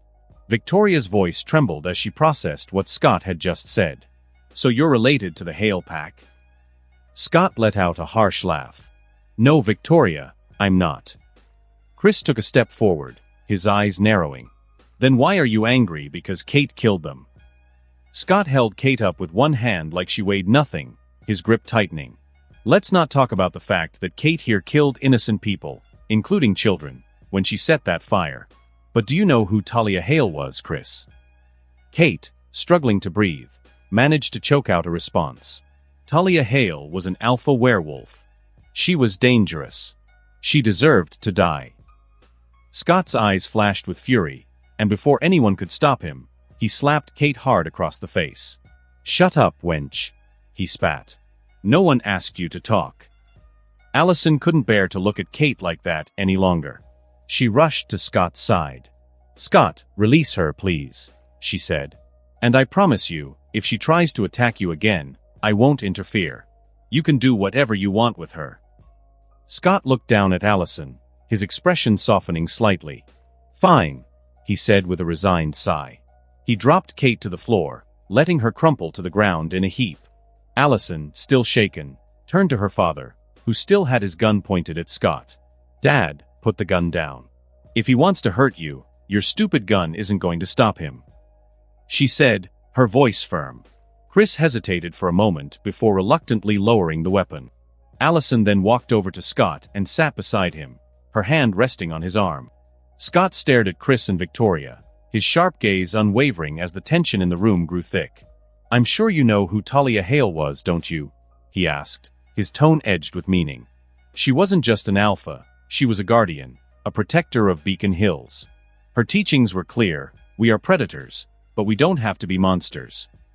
She kept this town safe for years, up until your crazy sister killed her because she wanted her daddy's attention. Kate sneered from the corner, her voice dripping with disdain. What do you know, you stupid brat? Scott gave her a cold smile, his voice sharp. I know enough, Kate. I know that a monster like Gerard will never love you, no matter what you do. If it benefits him, he'd throw you, Chris, Victoria, or even Allison under the bus without a second thought. Chris's jaw tightened, his knuckles whitening as he clenched his fists. Watch your mouth, kid. That's my father you're talking about. Scott snorted. And you, of all people, know what kind of man he is. Don't you, Chris? Victoria, who had been silent until now, spoke up. Enough about Gerard, Scott. Tell me, what are you? Scott looked at her. Don't worry about what I am, Victoria. All you need to know is that I love Allison, and I mean your family no harm, as long as you don't attack me. And by the way, while Kate's a psychopath, even she wouldn't harm Allison. Gerard, on the other hand, is a different story. If he tries to hurt her or separate me from her, he'll regret it. Victoria's eyes narrowed. Call me Mrs. Argent, kid. And I'm not going to allow a monster like you to date my daughter anymore. Scott's expression darkened. Sorry, Victoria, but you lost my respect when you tried to poison me. So, I'll call you by your name from now on. As for making me break up with Allison, That's not happening. He turned to Allison, a warm smile breaking through his sharp demeanor. What do you think, Allison? Allison matched his smile, her voice firm as she faced her mother. I won't break up with Scott, Mom. So don't push me to do something drastic. Chris frowned, his voice skeptical. Like what? Allison's grin turned mischievous. Like running away from home and moving in with Scott. Victoria's face paled. You dare? Yes, I dare. Allison replied, unflinching. Besides, why do you hate Scott so much? He's a top student, kind, and honestly, he's better at your job as hunters than you are. Chris's brow furrowed. What do you mean? Allison folded her arms, her smile triumphant. He killed a ghoul, and remember that boar you couldn't kill? He's the one who killed it. Chris's eyes darted to Scott, his voice filled with disbelief. You killed that boar? You said it was something else. Scott chuckled. What can I say? I'm modest. Allison interjected, her voice playful, added. By the way, do you know there's a vampire killing people in town? Victoria's face hardened. Yes, we know.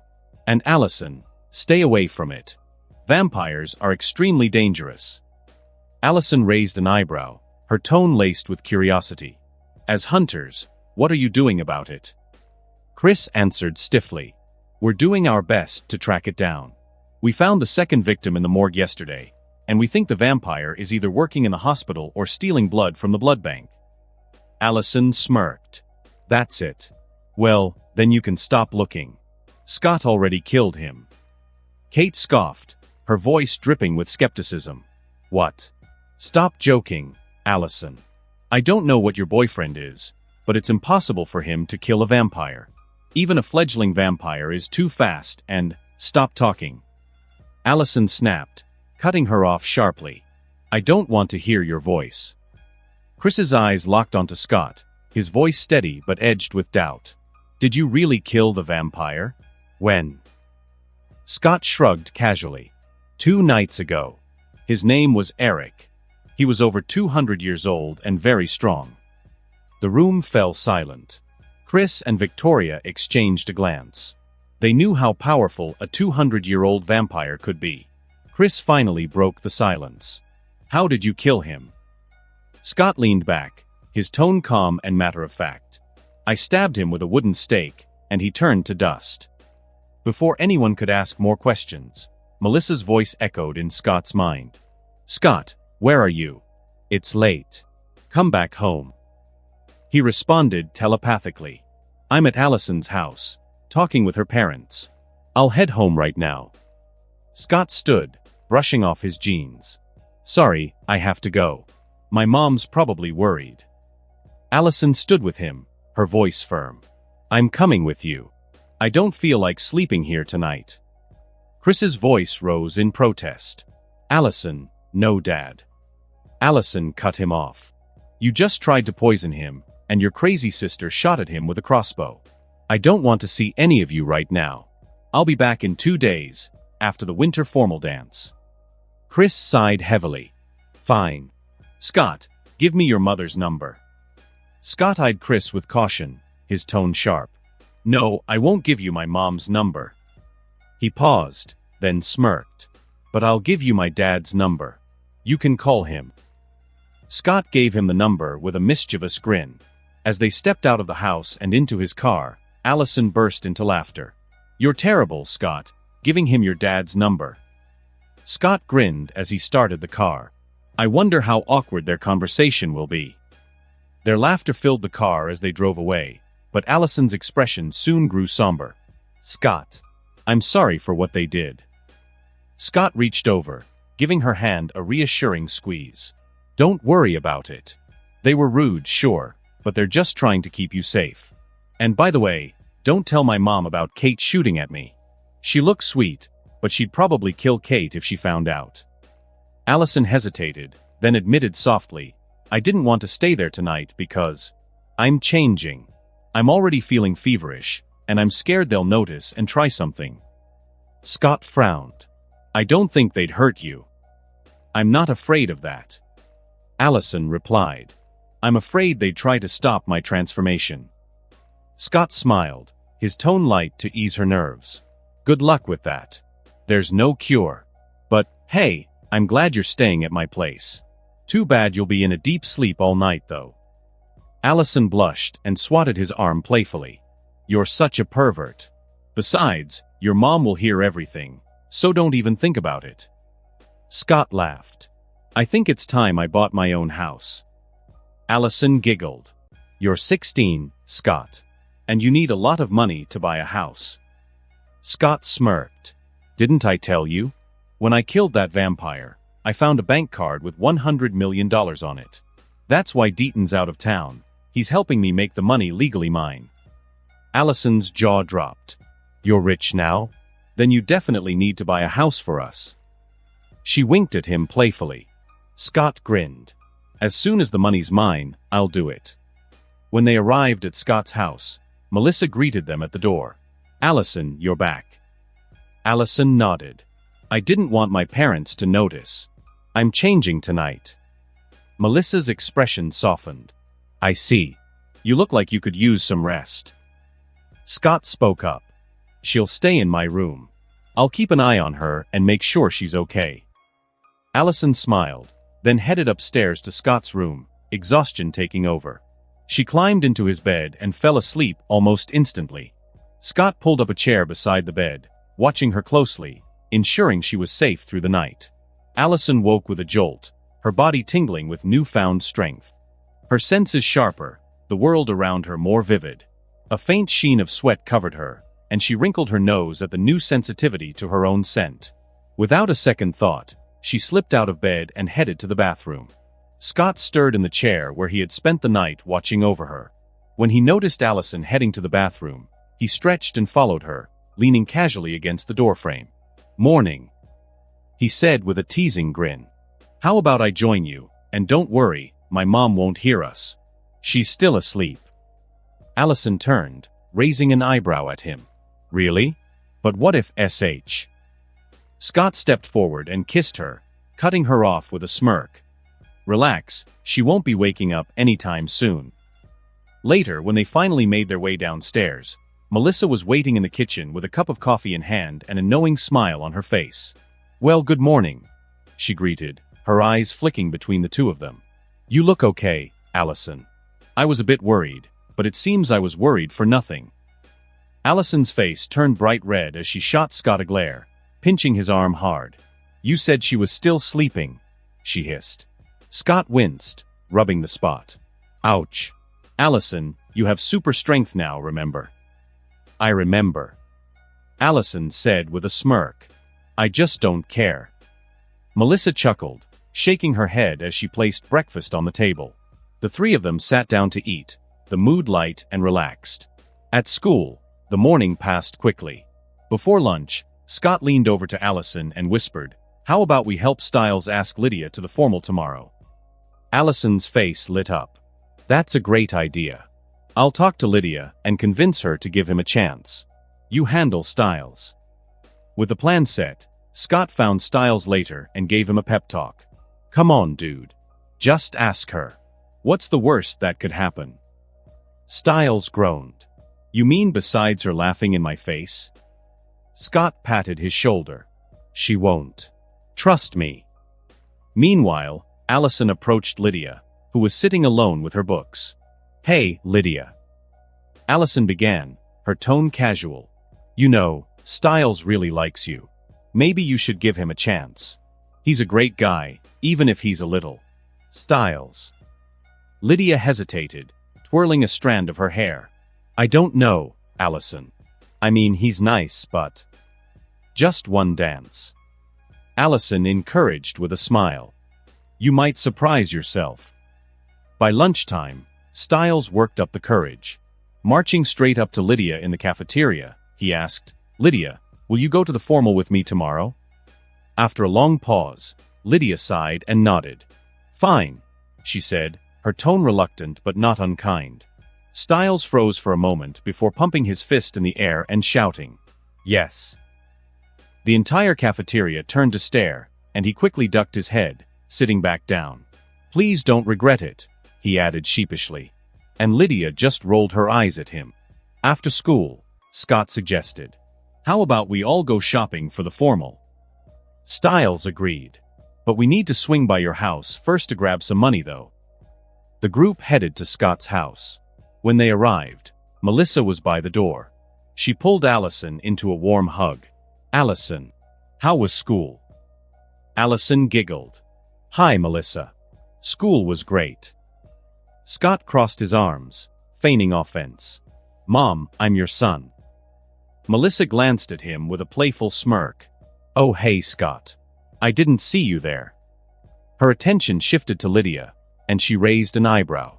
And who's this? Styles' girlfriend. Lydia blinked, startled. What? No. Like I'd date a dork like him. I'm just his date for the formal. She said arrogantly. Melissa's smile vanished. Well, I've known Styles since he was a kid, and let me tell you, he's a good kid. Honestly, I think he deserves someone better than you.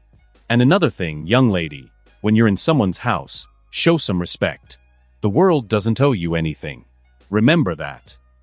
Lydia's cheeks flushed. Scott and Styles exchanged a look, and Scott gave Allison a wink. Allison caught on and quickly ushered Melissa into the kitchen. Scott turned to Styles. Let's go get the money. Lydia, wait here. We'll be right back. Upstairs, Styles let out a breath. Your mom doesn't like Lydia, huh? Scott shrugged. She's just looking out for you. You know how she is. What do you think she'd do if either of us talked to her like that? Styles shuddered. She'd probably whoop our butts. Or worse, Mexican Melissa would make an appearance. Scott laughed nervously. Let's not think about that. Just grab the money so we can go. Scott took the money he got from Eric's safe. How much do girls' clothes even cost? Styles scratched his head. No idea. Let's take 4,000 each. It is better to have it and not need it. Scott raised an eyebrow. We need to buy suits too. Meanwhile, in the kitchen, Lydia lingered awkwardly. Ms. McCall? I'm sorry about the way I talked to you earlier. And I wasn't trying to look down on Styles or anything, even if he is a bit of a dork. Honestly, he, Scott, and Allison are my only real friends. It's just... She hesitated, her voice trembling. My parents just got divorced, and they won't stop fighting. I broke up with my boyfriend recently, and I don't even know why. The worst part is, I think I still love him. Her voice broke, and tears began streaming down her face. Melissa's expression softened as she pulled Lydia into a comforting hug. Sweetheart, I'm sorry if I lashed out at you too. You're carrying a lot on your shoulders. I can't imagine how hard that must be. But for what it's worth, you've got friends here who care about you. And if you ever need someone to talk to, my door is always open. Allison joined the embrace, and for a moment, the three women stood there, united in a quiet moment of understanding. Melissa said gently, How about this? We'll have a girls' day out. No boys, no drama, just shopping and fun. Allison smiled. It'll be good for you. Lydia. Lydia nodded. Yeah, that sounds nice. When Scott and Styles came downstairs, they found Melissa and Allison hugging a crying Lydia. Both boys froze, their faces full of confusion. Styles pointed awkwardly. What's going on here? Melissa pulled back from Lydia and turned to them. Change of plans, boys. I'm taking Allison and Lydia shopping. Scott blinked. What? Why? Melissa raised an eyebrow. Because I said so. Is there a problem? Both Scott and Styles instantly shook their heads. No ma'am, they said in unison. As Melissa and the girls prepared to leave, Melissa walked up to Scott and Styles, holding out her hand expectantly. Scott blinked. What? Money, you idiot. Melissa said, rolling her eyes. Styles opened his mouth. Didn't you say you were tack? But he stopped mid-sentence at the sharp look Melissa shot him. He coughed awkwardly. How much do you need again? Melissa smiled sweetly. Give me 1,000. No, 2,000 each. You still have the money from Eric, right? Mom, this is extortion. Scott complained. Melissa's smile grew wider. Did I say 2,000? I meant 3. Both boys groaned in defeat, handing her $2,000 each. Good boys, Melissa said, tapping their cheeks lightly before tossing the money into her bag. She stepped into the garage and drove out in a sleek black Dodge Charger. Styles gawked. When did she buy a new car? Scott shrugged. I don't know. She said she'd get one after I told her about the money in that bank card. Styles whistled.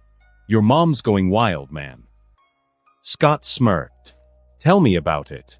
Yesterday, she told me to start calling her sister. Styles laughed. What? Scott grinned. As long as she's happy, she can do whatever she wants. But no dating, though. Styles chuckled. Good luck with that. She looks 20 now. If she wasn't your mom, even I'd. Before Styles could finish, he felt a shiver run down his spine. Scott's eyes glowed red, fangs and fur appearing around his jawline. Scott growled. I dare you to finish that sentence. Styles. By tomorrow, there'd be one less person on this planet due to an animal attack. Styles held up his hands. Hey, calm down, buddy. I was just joking. You know, I think of your mom like a mother. She practically raised me. Why are you still growling? Are you losing control? Scott grinned wickedly. Maybe. Shit. Styles muttered under his breath. I always knew my jokes would get me killed one day. Without another word, he bolted back into the house. Scott snorted, reverting to his normal form, and headed to the kitchen to make himself a sandwich. After a while, Styles peeked into the kitchen. Hey, what are we eating? Scott didn't look up, passing Styles a sandwich. Thanks. Styles muttered, taking a bite. Then he hesitated. Hey, Scott. Can you give me the bite now? Scott grinned, his eyes gleaming mischievously. My pleasure. I'm gonna enjoy this. Styles frowned. Wait. Is there a catch or anything? Scott's grin widened. Nah. Just pain.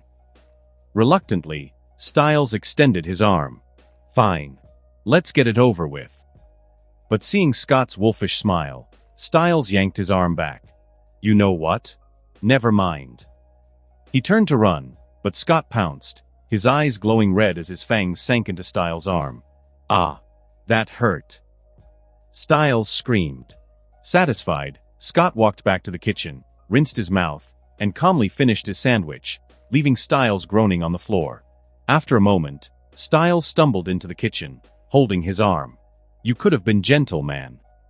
Scott snorted. Even when I bit my mom and Allison, they didn't act like you. Keep this up, and you'll turn into a husky instead. Hey, it really hurt. Styles protested. Then his eyes narrowed. Wait, you turned Allison? What about her family? They're hunters. They won't hurt her. Scott said. Sure. Styles replied. But what about you? They'll take their anger out on you for turning her. Scott smirked, his eyes flashing briefly. They can try. All right. Styles said, shaking his head. Let's just go get some suits for tomorrow. Bandage that arm first. Scott glanced at Styles' arm. And we need to stop by the clinic to feed the animals. The mall was buzzing with life as Melissa, Allison, and Lydia moved through the stores, arms loaded with shopping bags. Melissa led the way. Allison and Lydia laughed and chatted as they followed her. After hours of shopping, Melissa checked her watch and suggested they catch a movie. The girls quickly agreed, eager to wind down. As they sat in the dimly lit theater, snacking on popcorn and sipping sodas, Melissa glanced at Lydia. She noticed how the young woman seemed more relaxed. The movie ended, and the trio strolled back to the parking lot. As they approached Melissa's car, she suddenly froze. A chill ran down her spine. Her instincts screamed at her. Danger was near. Turning slowly, she spotted a tall, beautiful woman with long dark hair and piercing green eyes walking toward them. Melissa's stomach clenched.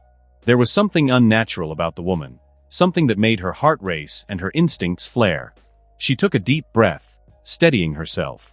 Allison, Lydia, get behind me, she said firmly, her voice low but commanding. The girls obeyed without question. The woman stopped a few feet away, her lips curving into a slow, predatory smile.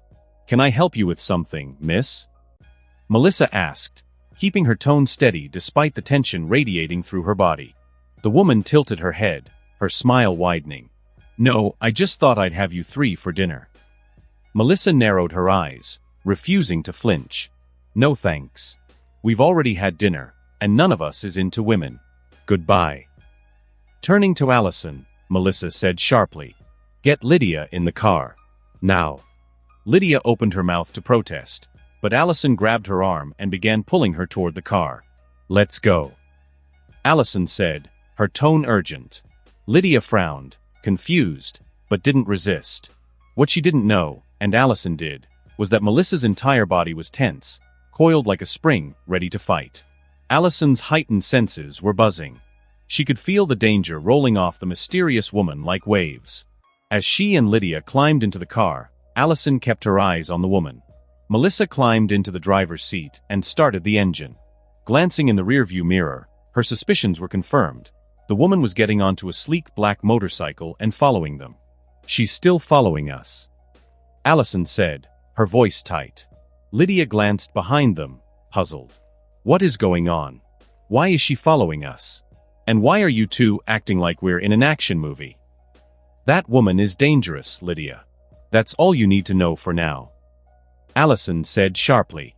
Melissa kept her focus on the road, her grip on the steering wheel tight. "What are we going to do, Melissa? Should we call Scott?" Allison asked. Melissa nodded her head. "Yes. Something tells me she's going to make her move once we're on the road near the woods. Then I'll call him and tell him to wait for us," Allison offered, pulling out her phone. Melissa shook her head. "Don't bother. I'll tell him myself." Allison's eyes widened in realization. "Oh right. I forgot you can do that." Lydia frowned. "Do what? How can she call Scott without a phone? And shouldn't we be calling the sheriff instead?" Allison turned to Lydia, exasperated. "Lydia, you saw that thing in the video store. What do you think that was? And don't tell me it was a mountain lion because you and I both know it wasn't." Lydia folded her arms stubbornly. "It could have been a black bear." Allison groaned. "No, it wasn't. Remember that book I was reading? The one with the picture of the wolf standing on two legs?" "I don't know what you're talking about," Lydia said, her voice defensive. Melissa had enough. "Lydia, look at me," she ordered, her tone leaving no room for argument. When Lydia turned, she saw Melissa's eyes glowing a fierce red. Her mouth opened in a silent scream of recognition. You were the one I saw in the video store. You killed that man." Allison smacked Lydia lightly on the head. "No, she's not the one you saw that night." Melissa sighed. "Don't be afraid, Lydia. Allison, tell her everything before we reach the woods. She needs to be ready for what she's going to see." Reluctantly, Allison began explaining everything: the supernatural world, werewolves, hunters, and the dangers lurking in Beacon Hills.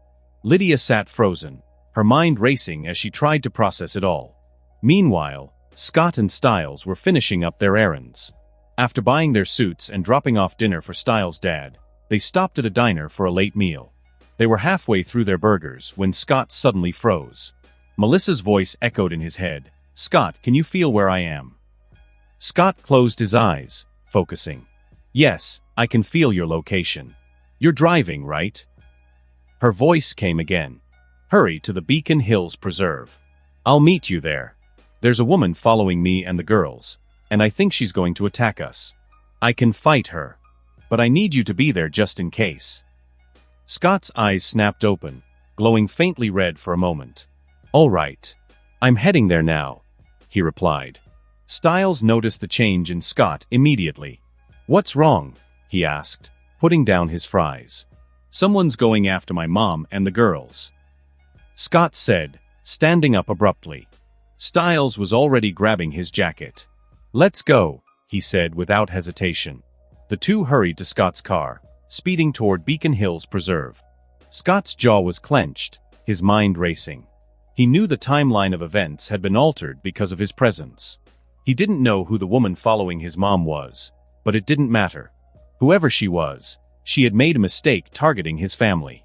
Styles glanced at Scott. "So what's the plan when we get there?" Scott's lips curled into a smile. "Simple. My mom wants to fight her, so we just watch from the shadows and protect the girls. And if my mom couldn't beat her, I will take care of her myself." Back in Melissa's car, Lydia was processing the shocking revelations. "Supernatural creatures are real? This is insane," she said, shaking her head. Allison smiled softly. "Honestly, you're handling it better than I expected." Lydia sighed, her voice softening. "I'm just relieved I'm not crazy. Thank you for telling me the truth. Since that night in the video store, I've been trying to convince myself it was just a mountain lion. But every time I close my eyes, I see that Mons, werewolf or the guy he killed.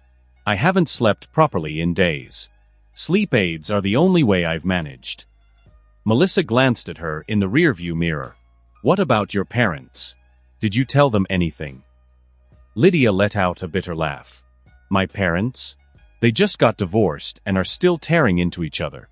If I told my mom, she'd think I'm acting out or worse, send me to a mental hospital."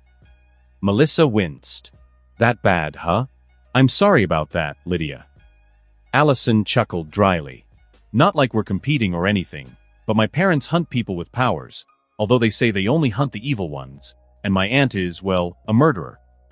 Melissa couldn't help but laugh. "Thank God for me and Scott. We're just your average, happy family. What kind of mother sends her kid to a mental hospital for being scared? And Allison, let's not even start with your family issues." Allison grinned. "Stop gloating, Melissa. Lydia and I are bonding over our misery back here." Melissa and Allison burst into laughter, and even Lydia managed a small smile before cutting in. "You two do remember there's a psycho chasing us right now? She said she wanted to have us for dinner, and I'm pretty sure she wasn't joking." Allison waved her off playfully. "Don't worry. You just have to enjoy the show later." Lydia frowned, clearly still uneasy. "Why aren't you even a little worried?" Melissa smirked, her eyes flicking to the rearview mirror again. "Because I'm strong and dangerous. And even if I couldn't defeat her, Scott will handle it. Here's the thing. Scott doesn't like it when people mess with his mom. And this woman? She's trying to hurt not just me, but Allison too. If I don't finish her, Scott definitely will, and when he does, you might want to look away." Lydia's jaw dropped. "Are we talking about the same Scott? He seems so harmless." Melissa chuckled. "That's what I thought too, until a vampire attacked me a few days ago. Scott wouldn't let me watch what he did to him, but when he was done, the guy was unrecognizable." Lydia stared at her. What did he do?" Melissa kept her eyes on the road. "Nothing much. He just beat the vampire until he couldn't heal anymore, then broke his spine and all 4 of his limbs." Lydia paled. "That's awful." Allison smiled slyly. "I've seen that side of him too. He didn't beat anyone up in front of me, but when he got angry at Peter, I couldn't help thinking, damn, he's so hot right now." Lydia smirked. "So, you like bad boys?" Allison's face softened. "No. I just like Scott. I mean, I love Scott." Before Lydia could tease her further, Melissa cut in. "All right, girls, fun time's over." She turned the car onto a dirt road and pulled into a small clearing in the forest. Shutting off the engine, she got out, motioning for the girls to follow.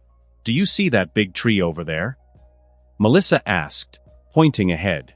Allison and Lydia both nodded. "Go over there and watch from behind it. Don't worry too much, Scott's already here. He just doesn't want to scare our guest off by showing himself early." Allison nodded, grabbing Lydia's hand and dragging her toward the tree. They hid behind it, peeking out cautiously as the mysterious woman arrived on her motorcycle. She stopped in front of Melissa, removing her helmet with a dramatic flourish. From his hiding spot in the shadows with Styles, Scott's voice sounded telepathically in Melissa's mind. "Ask her why she's targeting you 3. You can fight her if you want to, but be careful." "Got it," Melissa replied. She took a step forward, her voice calm. "Who are you, and why are you following us?" The woman smiled, her teeth glinting in the moonlight. I already told you, I want to have you three for dinner. I haven't eaten in a long time.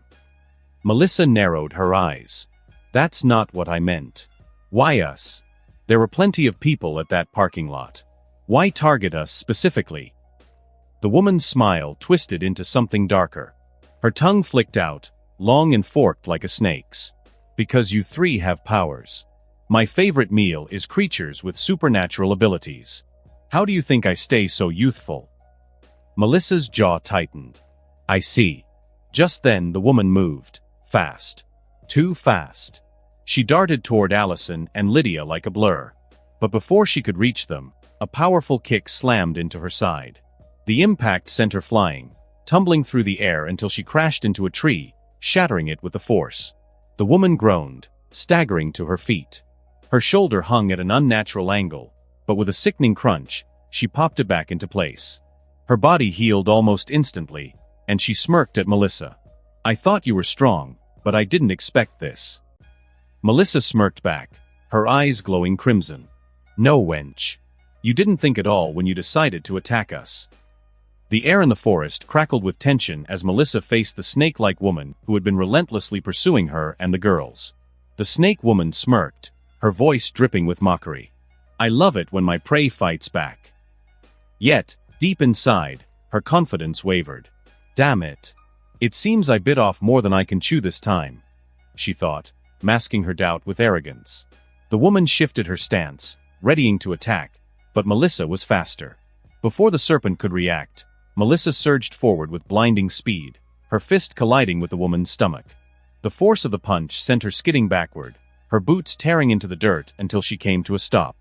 She clutched her stomach, coughing up greenish bile that sizzled as it hit the ground. You're going to regret that. The woman hissed, wiping her mouth with the back of her hand. Her gaze locked onto Melissa, hatred burning in her snake-like eyes. I'm going to enjoy devouring you, wench. The woman's form began to shift. Dark brown scales erupted across her skin, glinting like armor under the moonlight. Her face contorted, elongating into a grotesque snake-like visage with slit pupils and sharp fangs. Her legs fused together, forming a powerful coiled tail that struck the ground with a heavy thud. The snake woman hissed and darted toward Melissa with unnatural speed. As she closed the distance, she spat a cloud of venomous mist aimed directly at Melissa's face. But Melissa, an alpha with the speed of a vampire, easily dodged, moving like a blur. The woman snarled in frustration, her forked tongue flicking out as she turned her sights on Lydia and Allison. Without hesitation, she sped toward them, her massive tail tearing through the underbrush. Not so fast. Melissa growled. She lunged, grabbing the snake woman by the neck and yanking her backward. The serpent only laughed, her grip tightening around Melissa's arm. Caught you, she sneered. Now you're dead. Before Melissa could react, another cloud of poisonous mist enveloped her face. From their hiding spot behind a tree, Styles watched in horror. Oh no. Scott, your mom's poisoned. You need to save her. Scott didn't flinch. Relax, Styles. We are immune to poison. Lydia clutched Allison's arm, her voice trembling. She's in trouble. Allison, however, remained calm. Don't worry. If Scott hasn't moved, it means Melissa's fine. Trust him. The snake woman cackled, convinced she had won. But her laughter faltered as she noticed Melissa's glowing red eyes piercing through the mist. Surprise. Melissa growled, her voice low and menacing. She released the woman's neck, rearing back and delivering a crushing punch to her face. The serpent staggered, stunned, as Melissa's body began to transform. Her stature grew taller, her muscles more defined. Gray fur sprouted across her body, and a majestic tail unfurled from her back. Her face shifted into a wolf-like form, fierce yet majestic. Standing fully transformed, Melissa radiated a commanding presence that was both beautiful and terrifying. Lydia's jaw dropped. She looks incredible. Allison nodded, her lips curving into a small smile. I can't wait to be like her. Melissa wasted no time. Grabbing the woman by her tail, she leapt high into the air, nearly 6 meters, before slamming her adversary into the ground with earth-shaking force. The snake woman cried out, her body embedding into the soil, bones cracking audibly. She coughed up blood, her healing abilities already working to mend her injuries. Yet Melissa didn't let her guard down, standing ready for the next attack. With a hiss, the snake woman began to shift once more. Her body expanded, growing into a monstrous 15-meter-long snake. Coiling herself, she hissed, her massive form towering over Melissa. With lightning speed, the snake lunged, her mouth wide open trying to swallow Melissa. Melissa barely dodged, countering with a powerful kick to the snake's head. The impact sent the serpent rolling, writhing in pain. And Melissa just watched with a triumphant smile. From the shadows, Scott's voice echoed in Melissa's mind. "What are you doing, Mom? Keep hitting her until she stops moving. And remember, snakes like to play dead, so be careful." Melissa coughed awkwardly. "Got it." Refocusing, she dashed toward the serpent, her claws gleaming. Melissa moved with calculated precision. Her strikes were relentless, tearing through the snake's armored scales. The snake woman hissed in agony, her healing slowing with each strike. Desperation crept into her movements as she realized she was going to die here if she didn't escape. But as she slithered away, she found herself face to face with Scott. "Going somewhere?" he asked. The snake lunged at him, her massive jaws snapping. Scott sidestepped effortlessly, delivering a devastating punch to her head that left her reeling. The serpent collapsed, her enormous form shrinking until she reverted to her human shape. Naked and battered, she lay on the ground, panting heavily. Yet even in defeat, she didn't give up. A seductive smile spread across her lips as a pink mist began to seep from her mouth. The mist swirled around Scott, carrying a sweet, intoxicating scent. The snake woman's voice was a sultry purr. "No man can resist my charm. You're mine now." Scott inhaled the mist without hesitation, his expression unchanging. The woman's confidence faltered as she realized something was wrong. Scott chuckled, unimpressed. "Nice try." He reached down, grabbing her by the hair and dragging her back toward Melissa, who had returned to her human form and stood beside Allison and Lydia. The snake woman began begging for mercy, her voice trembling. "Please spare me. I'll leave your territory tonight. I swear I didn't know this town had an owner." Scott didn't let her go, his voice cold. "What are you?" The woman stammered, her snake-like eyes wide with fear. "I am Alamia." From behind Melissa, Styles peeked out. "Wait, Alamia?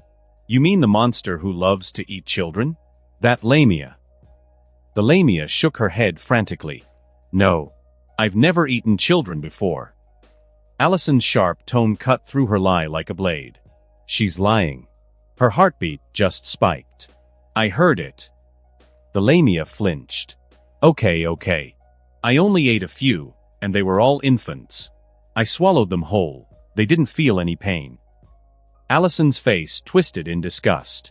"Vile, disgusting wench. Kill her, Scott."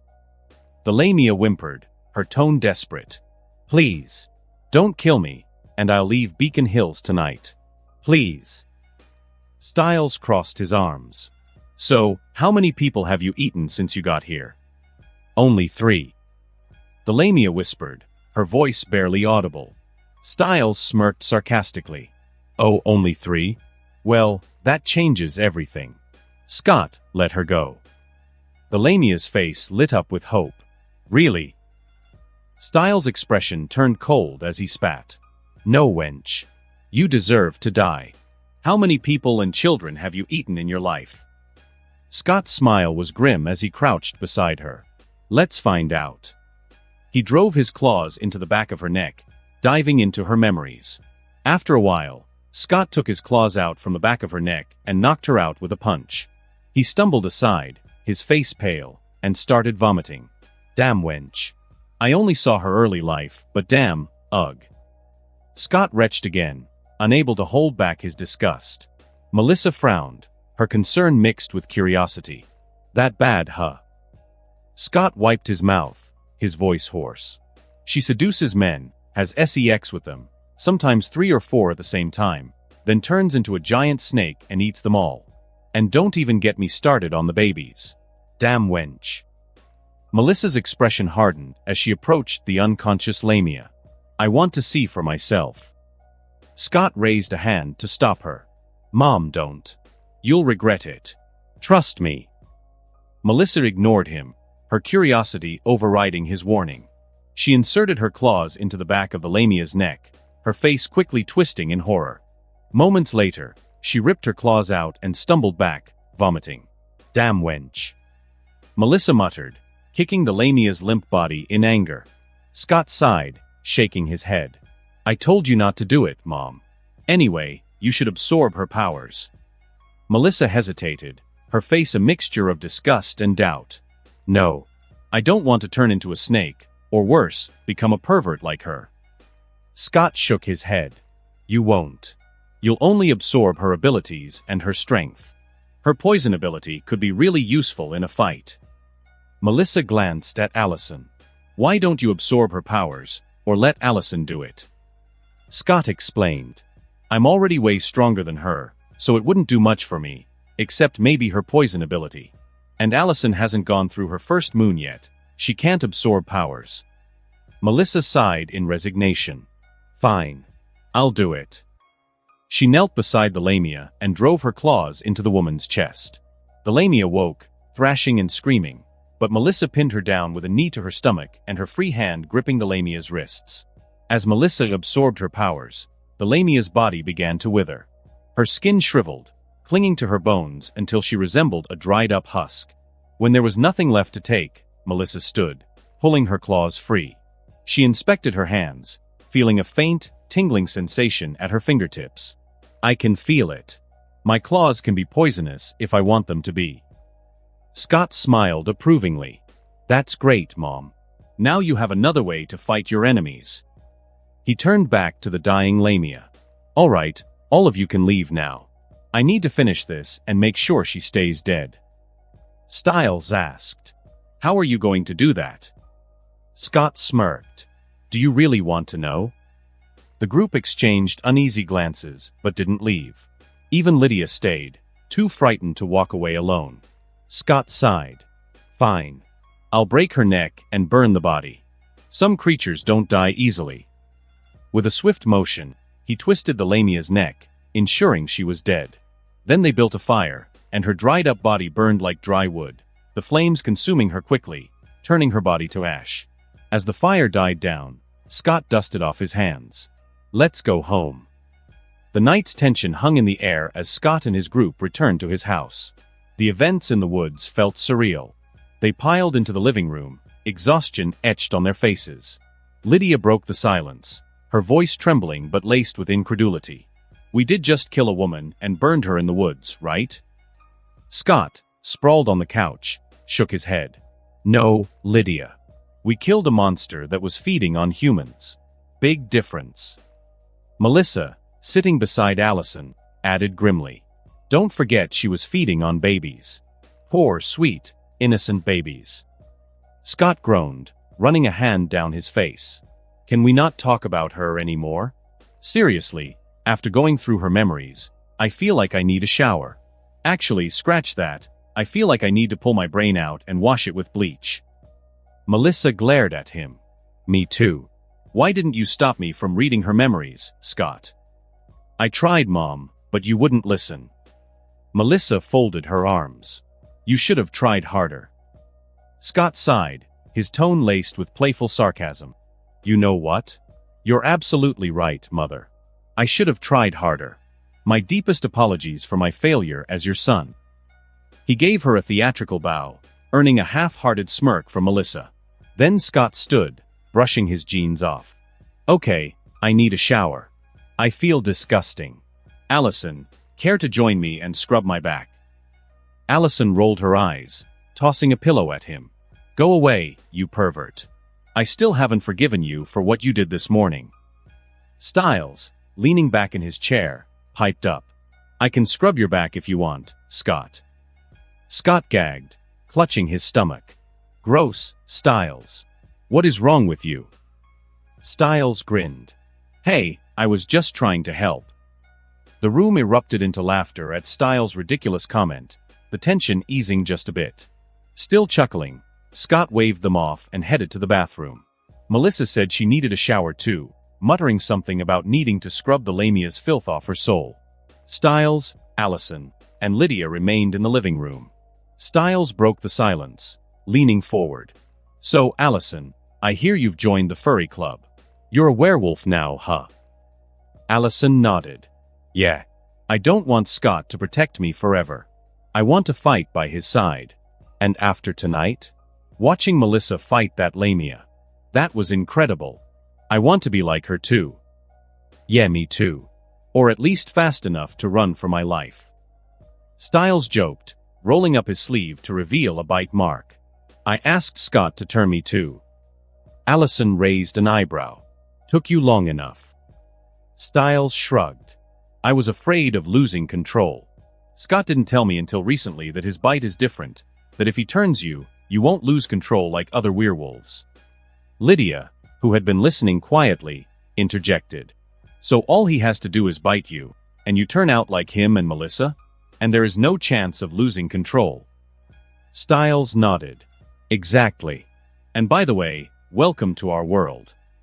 Lydia rolled her eyes, her voice dripping with sarcasm. "What a wonderful world."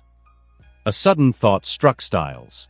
He turned to Lydia, his expression serious. "By the way, don't tell Jackson about Allison or Melissa being werewolves."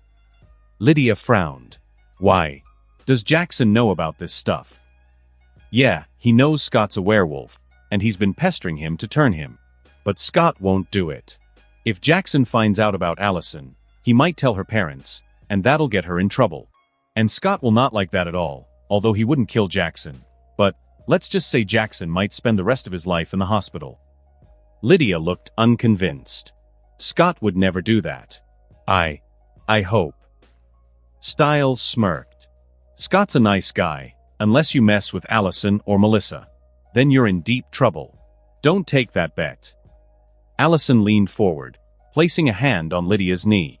"Lydia, don't worry about Jackson. Just promise you won't say anything about us, okay?" Lydia hesitated, then nodded. "Fine. I won't tell anyone." Allison smiled. "Good. Now, what do you think about everything you saw tonight?" Lydia exhaled slowly. "Honestly, I'm scared. But a part of me wants to be like you guys." Allison's eyes widened. "Do you really want to be like us?" Lydia bit her lip, nodding slightly. "Not until I heard Styles say you don't lose control. That changes things."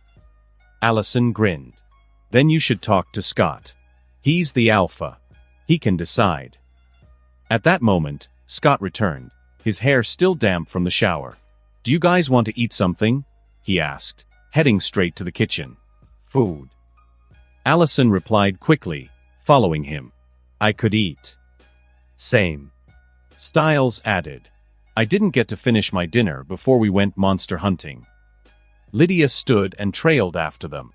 In the kitchen, Scott took charge, rolling up his sleeves and pulling out ingredients.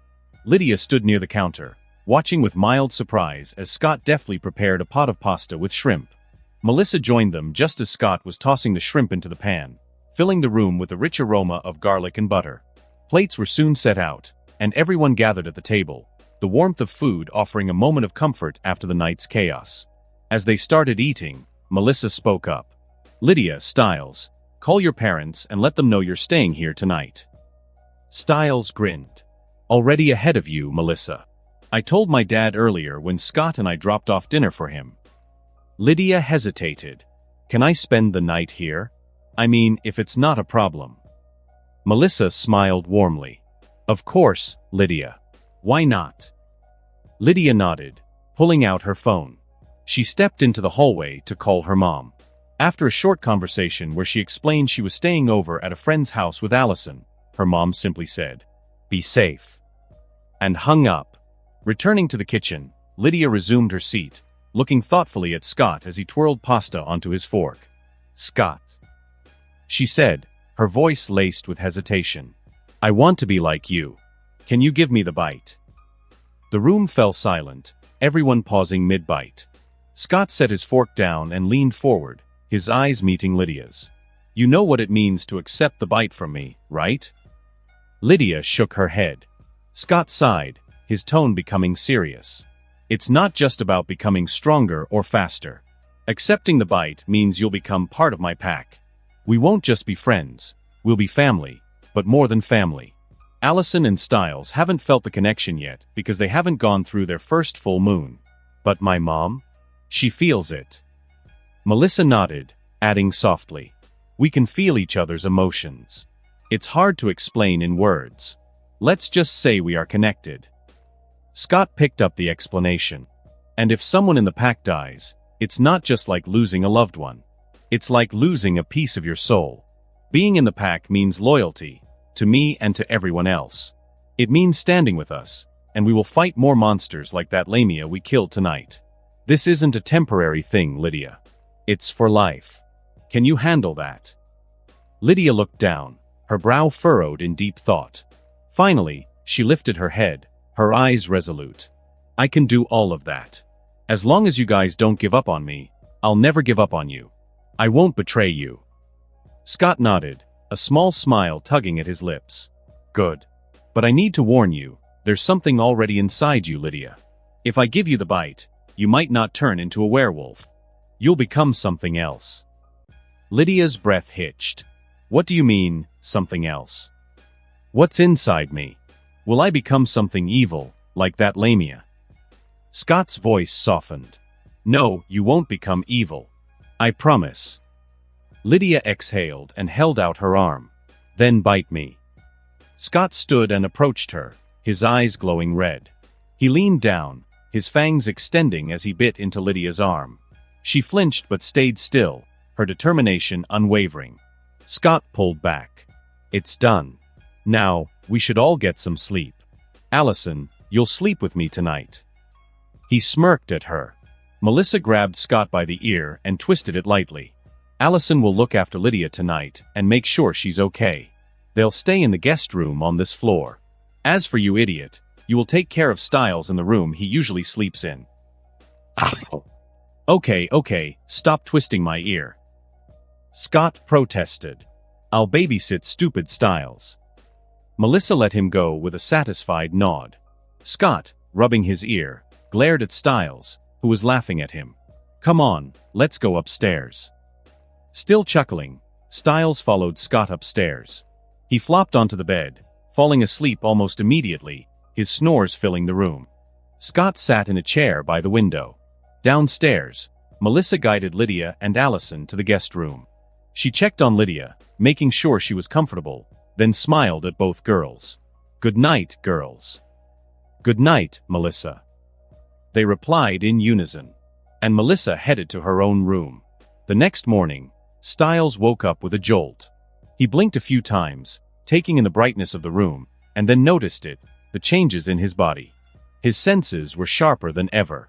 He could hear the faint chirping of birds outside, see the smallest details on the ceiling, and even smell the faint scent of Melissa's coffee brewing downstairs. An excited grin spread across his face as he bolted out of bed. "This is amazing," he whispered to himself before running to Scott's room. He didn't bother knocking. Instead, he burst through the door, practically bouncing on his feet. "Scott, wake up." Styles shook his friend vigorously. "Dude, I can feel it. I'm super strong. I can see better. I can smell everything." Scott groaned, his face buried in his pillow. After keeping an eye on Styles all night, he just went back to his room to take a nap. "Styles, why are you so loud this early in the morning? And if you can smell everything, why can't you smell your own scent? You stink, buddy." Styles paused and sniffed his shirt. His face scrunched up. "Oh, that smell is coming from me? Well, still. This is incredible. I feel so powerful. I want to go on a morning run in the woods." Scott turned his head slightly, one eye cracked open. "Styles, if you don't go take a shower, believe it or not, I'll throw your butt out the window." "Fine, I'm going." Styles grumbled, but paused before leaving. He leaned closer to Scott with a sly grin. "But I wonder how Lydia—" Scott shot upright, glaring at him. "Styles, get away from me. Disgusting." Styles laughed as he headed out the door. "You're really not a morning person, are you?" Meanwhile, Lydia woke up in the guest room. Her body felt different, alive with new sensations. But the sweat clinging to her skin made her grimace. Without hesitation, she ran to the bathroom to shower. Afterward, she borrowed some clothes from Melissa. The kitchen was bustling with activity. Scott was finishing up some pancakes when Styles joined, freshly showered and still buzzing with energy. Lydia followed shortly, her hair still damp, and Melissa poured everyone a cup of juice. As they ate, Scott noticed something peculiar about Lydia. The bite on her arm had healed completely, and her presence felt different. "Lydia," Scott said, eyeing her closely. "Your senses, they're heightened, right?" Lydia nodded. "Especially my sight. It's like I'm seeing everything in high definition. And I think I've got super strength too." Scott's brows furrowed. This doesn't add up, he thought. In the original Teen Wolf timeline, Peter's bite didn't heal on Lydia, and she definitely didn't gain strength. Something's different now. She's more than just a banshee. "Show me your claws," Scott said suddenly. Lydia blinked. "My nails." Scott chuckled. "No, your claws. Like this." He showed her his sharp black claws. Lydia's eyes widened. "Oh right. I forgot I can do that now. But, how do I make them appear? And does it hurt?" Allison stepped in, her voice soft but encouraging. "It's easy. Just will them to come out, and they will. And no, it doesn't hurt." She demonstrated, her own claws extending gracefully. They were white. Styles, not wanting to be left out, concentrated hard. A moment later, his claws appeared. "Oh, I did it. And it didn't hurt at all." Finally, Lydia tried. After a few moments of focus, sleek black claws extended from her fingers. "Oh, it's easy," she said, admiring them. But her smile faded as she frowned. "Why are my claws black? This is not pretty." Scott grabbed her hand, examining her claws closely. His expression grew serious. "Lydia, these aren't claws. These are talons." Allison leaned over, taking Lydia's other hand and comparing her claws to her own. "Scott's right. Yours are different from ours." Lydia stared at her hands, her voice trembling slightly. "Talons? Like a bird's claws?" Scott nodded. "Yes. You're not a werewolf. You're something else. We'll have to wait until the full moon to find out for sure." Panic flashed in Lydia's eyes. "Am I going to turn into something evil?" Scott gave her a reassuring smile. "Relax. You're not. If you were, I'd feel it." Lydia tilted her head. "What do you mean you'd feel it?" Scott sighed, searching for the right words. "It's hard to explain. It's a primal instinct." He turned to Melissa. "Mom, how did you feel when you first met that lamia yesterday?" Melissa thought for a moment before responding. "At first, I felt danger. Then, an overwhelming impulse to attack her. It was like something inside me was urging me to kill her. It was like you said, instinct." Scott nodded. "That instinct tells us when something is evil. And now that you've seen her memories, do you understand that feeling?" Melissa's face hardened. "Yes. If I ever feel that again, I'll know for sure the creature is evil." Scott turned back to Lydia. "I don't feel anything like that from you. So you're safe. Maybe you're something cute, like a chicken." Styles burst out laughing, imagining Lydia as a red chicken. Lydia shot him a glare. "Styles, do you want to go to the dance alone?" "Sorry. I'll shut up," Styles said quickly, his laughter dying down. Lydia smirked. "I think someone as awesome as me could only be an eagle." Scott chuckled. "We'll find out what you are during the next full moon." Melissa checked the time and clapped her hands. "All right, kids. Time for school, or you'll be late." After school, Scott decided it was time for a fresh haircut. He stopped by a local barbershop, where the stylist worked magic, leaving him with a sharp, clean look. Feeling confident, Scott went home and changed into the suit he'd bought the day before. The fit was perfect, accentuating his broad shoulders and lean frame. He waited in the living room, fiddling with his cuffs, until Allison came downstairs. The moment she stepped into the room, Scott froze. She was wearing a stunning red dress that hugged her figure in all the right places. Her hair flowed in soft waves, and her smile lit up the room. Scott's breath hitched. "You look gorgeous. I think I'm falling in love all over again." Allison blushed, a soft smile playing on her lips. "You look good too." Scott leaned down and kissed her gently. "Shall we go, my princess?"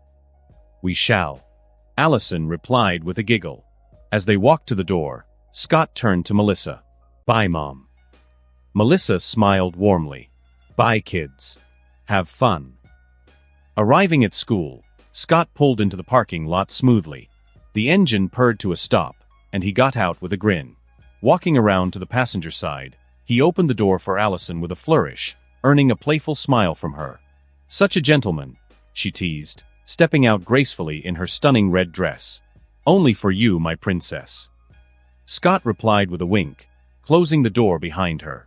Hand in hand, they walked into the school gym, transformed into a vibrant, colorful space for the dance. The music was loud, the lights were dim, and the atmosphere buzzed with youthful excitement. Inside, they met up with Styles and Lydia. Styles was bouncing on his feet, clearly thrilled to be there, while Lydia looked as effortlessly elegant as ever. Styles exclaimed, pointing at Scott.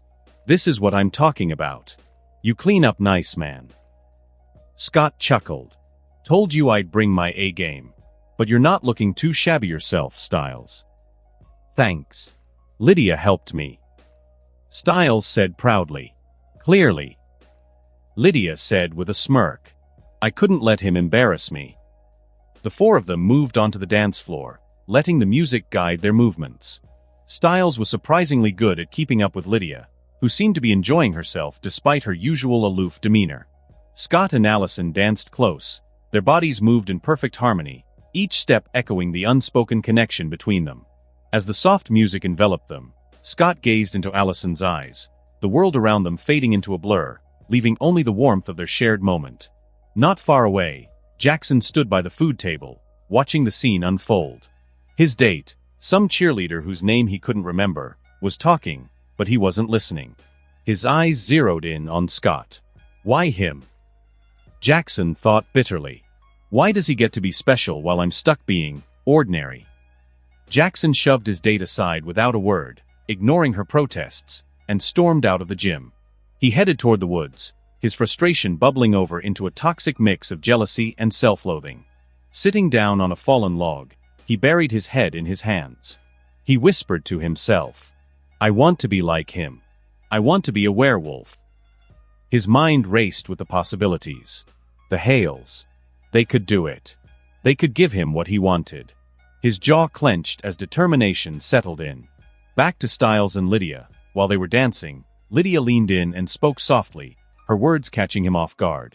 "Styles, I know how you feel about me, but I'm sorry, I don't feel the same way." Styles froze for a moment, then shrugged. "It's okay. But did you really have to ruin the moment by saying that?" Lydia smiled, her expression teasing. "How about this? Although we can't date, we could have a one-night stand." Styles stumbled, nearly losing his balance. "A one-night stand? With you?" Lydia nodded, her tone playful. "Yes. Do you want to or not?" Styles gaped, and blurted out, "Does a bear shit in the woods?" "What?" Lydia raised her eyebrow. "I mean, yes. Yes. Definitely yes." Styles panicked and said quickly. Scott, who had been listening from a distance with Allison, couldn't help but chuckle. "What an idiot," he muttered. Allison shook her head with an amused smile and kept dancing with Scott. After a while, Scott and his friends walked out of the gym, their laughter still echoing in the crisp night air. They had just finished taking pictures and were heading toward their cars when a distant shout caught their attention. "Who's that?" Allison asked, her brow furrowing as she glanced toward the woods. Lydia recognized the frantic voice. "It's Jackson," she said, her tone shifting from relaxed to wary. The group exchanged looks before quietly moving toward the sound. They stayed low, sticking to the shadows as they got closer. From a distance, they saw Jackson standing at the edge of the woods, yelling into the trees. He was pacing, his movements erratic. Earlier, before Scott and his group heard him yelling. Jackson spotted two glowing red lights in the darkness. His breath hitched. Not lights, eyes. Red glowing eyes. He thought. His heart pounded with excitement. His heart raced with excitement. This is it. He muttered, standing up. The werewolf who will turn me. Come on, he yelled into the trees. I'm ready. Make me like you. His voice cracked with desperation as he fell to his knees. Tears streamed down his face. Please. He begged, his voice trembling. I'll do anything. The red eyes grew closer, piercing through the fog. Jackson's breath hitched. His dreams seemed within reach. But as the figure stepped into the light, his heart sank. It wasn't a werewolf. The red lights were targeting lasers, not eyes. Jackson froze as Chris Argent stepped out from the shadows, flanked by two hunters with assault rifles. Chris's cold gaze bore into Jackson. Unfortunately, kid, I can't give you what you want. His voice was calm. But I think you can help me. Jackson froze, his knees still in the dirt. Help you, he stammered. Chris crouched down, leveling his gaze with Jackson's. I know Scott is something more than just a human. I just don't know what he is, but you know, don't you? What Scott is. Tell me. Fear gripped Jackson. The barrel of Chris's gun was only inches from his face. He nodded slowly, swallowing hard. He's a werewolf. He and his friend Derek Hale. Chris straightened, a grim smile on his face. Good. Now, go back to the dance and be a normal kid. Jackson's voice shook. Don't tell him I told you. Chris's smile didn't falter. Of course not. Now go. Jackson hesitated, but a sharp look from Chris sent him scrambling back toward the school. Just as he reached the edge of the woods, Scott, Allison, Stiles, and Lydia emerged from the shadows. Scott wasted no time. He marched up to Jackson and, with a single punch, knocked him to the ground. That's for selling me out. Scott growled, his voice low and dangerous. Now roll before I do something I'll regret. Jackson didn't argue. He scrambled to his feet and ran, his face pale. Allison turned to her father, her eyes wide with shock and anger. Dad, what are you doing? Why are you asking about Scott? Chris's expression softened as he addressed her. Sweetheart, it's my job. And now that I know he's a werewolf, you can't be with him. It's too dangerous. He gestured to one of the hunters behind him. John, take Allison home. The man stepped forward, reaching for Allison's arm. But before he could touch her, Scott grabbed his wrist and squeezed. There was a sickening crack as John's arm broke under Scott's grip. With a flick of his hand, Scott tossed him aside like a rag doll. Scott took a deliberate step closer to Chris. His voice was calm. You've misunderstood something, Chris. I'm not a bad person, he said. I don't go around killing people. But don't mistake that for weakness. I'm not a pushover either. Chris's jaw tightened, but he held his ground, glaring back at Scott. Scott's eyes glowed red, burning brightly in the dim light. And let me make one thing clear, I'm not Derek Hale. You don't get to bully me or hurt my family and think I'll run when I see you or your hunters. That's not happening. The 6 hunters around Chris raised their weapons, aiming directly at Scott. Wrong move. Scott muttered under his breath. Before they could react, Scott vanished, disappearing from their sight. In an instant, 2 of the hunters were yanked together, their heads smashing against each other with a sickening thud as they crumpled to the ground. Scott reappeared beside another hunter, his fist connecting with a solid punch that sent the man flying into the air before landing with a painful crash against a tree. Chris frantically pulled out a flash grenade and hurled it towards Scott, but Scott closed his eyes just before the blinding light erupted. When the flash faded, Scott was already in front of 2 more hunters, punching them simultaneously with devastating force. Both were launched backward, hitting trees and collapsing unconscious. The final hunter barely had time to turn before Scott appeared behind him, gripping his head and slamming him into the ground with a bone-rattling impact. Now, only Chris remained. Scott appeared in front of him and snatched the gun from Chris's hands before he could raise it. With an almost casual motion, Scott crushed the weapon into a ball of mangled metal and let it fall to the ground. Then, Scott began to shift, his human form dissolving into something primal. Black fur rippled across his body, his towering wolf form casting a long shadow under the moonlight. Red eyes burned like embers, glowing with an intensity that made Chris freeze. Chris found himself staring up at a massive black wolf, its sharp teeth glinting as it growled in a deep, guttural voice. "Chris, you're not in charge here." The wolf snarled. "Beacon Hills is my territory. And if I ever feel like the Argent family doesn't belong here, I'll make sure you leave." The wolf leaned closer, its hot breath fanning Chris's face. "For Allison's sake, I'm letting you walk away this time unharmed. But if you come after me again, or try to separate me and her, there won't be a next time." Chris swallowed hard, his usual confidence nowhere to be found. Scott turned toward Allison, who stood watching him with a mix of awe and concern. "Allison," he said, "take my phone and car keys from my pants over there and drive my car home. I need to go for a run to clear my head." Allison nodded, understanding the turmoil Scott was holding inside. She walked over to his shredded clothes, retrieving the items. With that, Scott bolted into the woods, his massive wolf form vanishing into the shadows. Chris called out, desperation creeping into his voice. "Allison, let's go home. You saw what he turned into. That's not a boy, that's a monster." Allison turned to her father, her expression cold and defiant. "No, Dad. He's not a monster. And I'm not going home with you." She paused, her voice rising as she continued. "By the way, Scott, the so-called monster, killed a lamia yesterday. A lamia that could shift into a 15-meter snake and was feeding on people in this town. What did you do, Hunter?" Chris's face twisted in frustration, but he had no response. Allison turned on her heel and walked toward Scott's car. "Let's go, Lydia." Styles. Styles glanced at Chris and the unconscious hunters scattered around him.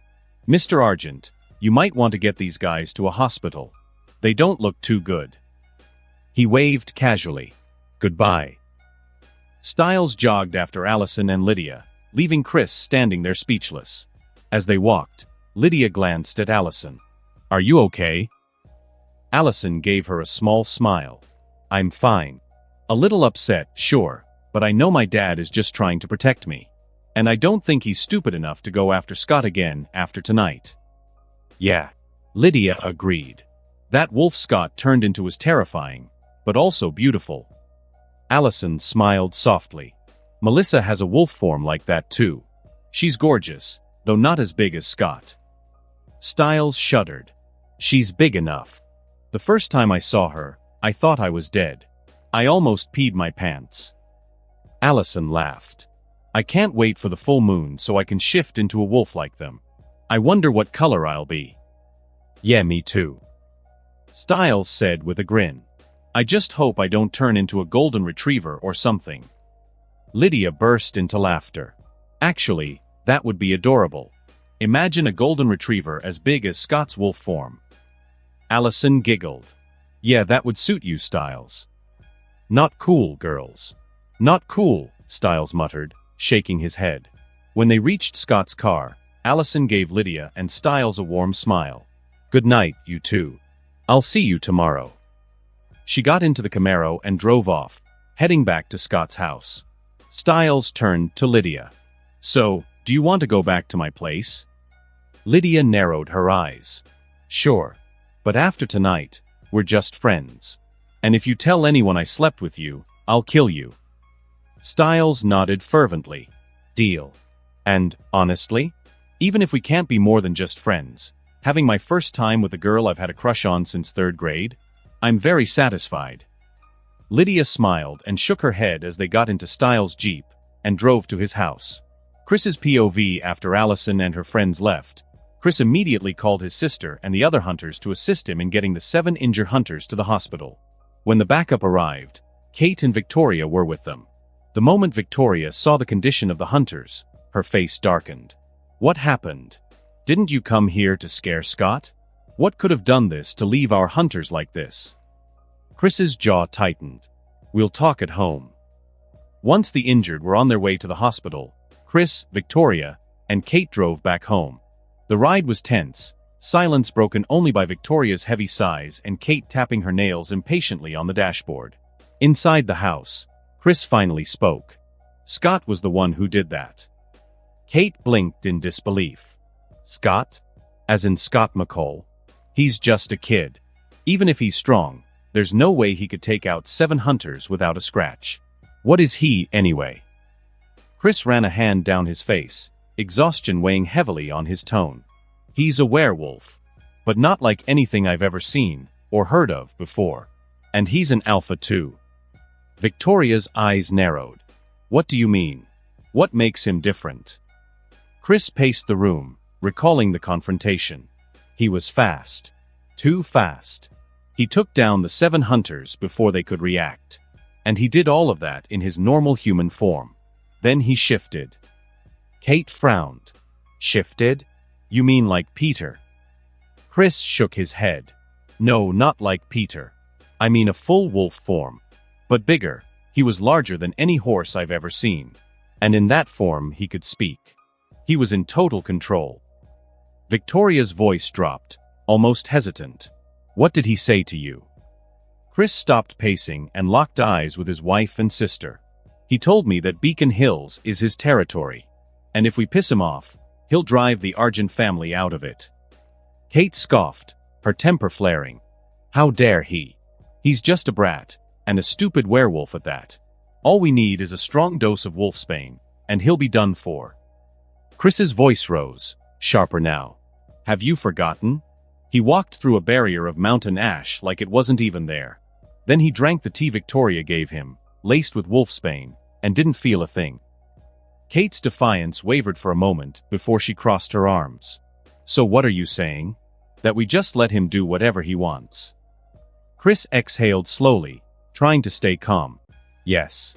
We let him do whatever he wants. We have to. And believe me, Kate, if Allison wasn't his girlfriend, there wouldn't be an Argent family left in Beacon Hills. Kate looked like she wanted to argue, but the weight of Chris's words stopped her. Chris turned to both women, his tone firm. From now on, we do not provoke him. As for Allison, let her be with him. He'll keep her safe. Victoria finally spoke, her voice cold but measured. Chris, we're hunters. We can't let Alice. Chris cut her off. Look, he's not evil. He's protecting this town. Allison told me he killed a lamia yesterday. A lamia that could shift into a giant snake. Maybe, instead of fighting him, we work with him. Victoria's expression shifted, a flicker of doubt crossing her face. A lamia? Here in Beacon Hills? Why would a lamia come here? Chris shook his head. I don't know. Maybe we can ask Scott, after we deal with Peter and Derek tomorrow. But remember, we ask nicely this time. Kate muttered something under her breath, but didn't protest further. The room fell into a tense silence, the weight of their decision pressing heavily on all of them. A bar in Beacon Hills, the neon sign outside the dimly lit bar buzzed faintly, its glow casting eerie shadows on the street. Inside, a stunning woman with jet-black hair sat alone at the bar, nursing a glass of red wine. Her eyes held a glint of mystery, her red lips curved in a faint smile. A man slid onto the stool next to her, his smile confident but laced with something darker. Can I buy you a drink? The woman turned her gaze to him, her expression softening into an inviting smile. Sure. After a few exchanged words and coy laughter, the man leaned closer. What's your name? She swirled the wine in her glass, the deep red liquid catching the light. Cassandra. She replied smoothly. Nice to meet you, Cassandra. I'm Robert. The man said, offering his hand. After she shook it, he gave her a roguish grin. So, how about we ditch this place and head back to my place? Cassandra tilted her head, her smile widening. No, I'm meeting someone later. But how about the alley behind the bar? I'm suddenly feeling hungry. She winked playfully. Robert chuckled, his confidence soaring. You're a wild one, aren't you, Cassandra? Lead the way. As they stepped into the dark, narrow alley, Cassandra glanced around to ensure no one was watching. Her playful demeanor evaporated, her eyes turning an ominous shade of red. So, she said, her voice now cold and sharp. It seems we had the same idea, Wendigo. Robert froze. His eyes turned stark white, and his grin twisted into a predatory snarl. Jagged teeth filled his mouth, and his fingers grew into clawed talons. "Let's see who gets to eat the other first." Robert growled. Cassandra laughed, a haunting sound that echoed off the brick walls. Before Robert could react, her shadow stretched unnaturally, and she disappeared into it. A heartbeat later, she emerged behind him, her hand plunging through his back. With terrifying ease, she ripped out his liver. Robert screamed, stumbling forward, but Cassandra was relentless. She stepped in front of him. Then she sliced open his stomach and pulled out his spleen, taking a bite right in front of him. Robert's breaths grew ragged as he collapsed to his knees, his face pale. What are you?" Cassandra didn't answer. Instead, she turned her head slightly. "You can come out, Malika." From the shadows of the alley emerged a tall, striking black woman with sharp, piercing eyes. "You said you weren't going to feed anytime soon. What happened?" Cassandra wiped her lips and smirked. "Demetra is dead. I felt it yesterday. It hurt, a bit. But what makes me furious is that it weakened me." Malika crossed her arms, her tone casual. "So that slutty snake is finally gone, huh? Can't say I'm shedding any tears over her." Cassandra ignored the jab. "And that vampire I was tracking? He's vanished. Either he fled or someone killed him." Before Malika could respond, Cassandra's demeanor changed instantly. Her muscles tensed, and her eyes darted around. "Run, Malika. Something powerful is coming. I don't think I can handle it. I'll distract them, just go." Malika didn't hesitate, disappearing into the opposite end of the alley. Moments later, a towering black wolf emerged from the shadows, its red eyes blazing like molten fire. Scott came here after he smelled blood. He growled low, his piercing gaze locking onto Cassandra. Recognition hit him like a lightning bolt. This was the woman from the vampire's memories. Then he felt that feeling again, the same feeling he got from the Lamia, but much stronger. It was the same feeling he felt when he went to the crime scene where the victim got his organs stolen before. He felt the urge to kill her. Cassandra felt the weight of his power, her instincts screaming at her to flee. The wolf was unlike anything she had ever faced, strong and radiating authority. Her mind raced, torn between hunger and self-preservation. She craved his liver, but survival took precedence. With a flicker of shadow, Cassandra disappeared into the darkness. Scott paused, momentarily confused by her sudden vanishing act. Then the metallic scent of blood pulled his attention to the body lying in the alley. He approached Robert's mutilated form and examined the gruesome scene. His gut twisted in anger and disgust. And he knew that the woman he just saw was the one who was killing people and stealing their organs. He could feel that she was strong, stronger than anything he had encountered before. Yet, as Scott stared into the darkness, a spark of excitement flared within him. She was dangerous, yes. But after defeating her, he could get the ability to move through the shadows like her. He growled softly, his breath misting in the cool night air. Then, without another glance at Robert's corpse, he turned and disappeared into the night, heading home. Far from the bar, Cassandra regrouped with Malika in a secluded part of the town. "What happened back there?" Malika asked. Cassandra licked her lips, her eyes gleaming with hunger. "A werewolf. A very strong one. I've never felt anything like him before. I want to eat him, but—" She trailed off, her voice tinged with frustration. "He's stronger than me. I need to feed more and grow stronger. Then we'll hunt that delicious big black wolf." Cassandra's eyes narrowed. "What about Carvel?" "That lazy bastard is probably off hunting insects again." Malika said. "We need to find him, and leave for now. That wolf, if he catches me, I'm dead." As they slipped into the shadows, Cassandra's thoughts lingered on the black wolf. The wolf wasn't just a threat, he was an opportunity. And she wasn't about to let him go. The morning sunlight seeped through the blinds, casting warm golden stripes across the room. Scott stirred, his senses awakening to the comforting weight on his chest. Allison lay there, her arms wrapped around his neck. He ran his fingers gently through her hair, and he simply lay still, enjoying the peace of the moment. As Allison began to stir, her eyes fluttered open. She looked up at him, a sleepy smile spreading across her face. "Good morning, gorgeous." Scott said, his voice warm and playful. "Good morning." Allison replied, her voice still tinged with sleep. They lingered there for a while, exchanging kisses and playful banter, enjoying the quiet intimacy. Eventually, the aroma of freshly brewed coffee wafted through the air, signaling that Melissa was already up. They reluctantly got out of bed and headed downstairs. At the table, Melissa greeted them with a knowing smile. "Good morning, lovebirds. Sleep well." Scott grinned, pulling out a chair for Allison. "Like a rock." Allison smiled shyly, her cheeks flushing. They shared breakfast, chatting about mundane things and enjoying the normalcy of a family meal. After finishing, Scott and Allison headed to school together. When they arrived, Styles was waiting for them by the lockers, grinning like a kid on Christmas morning. His smile was so wide it was almost ridiculous. "What's up, Styles?" Scott asked, eyebrow raised. "You're smiling like a fool." "Nothing," Styles said, his grin growing impossibly wider. "I'm just so happy today." Scott smirked, immediately picking up on what was going on. "Oh, it seems Lydia made you a man last night."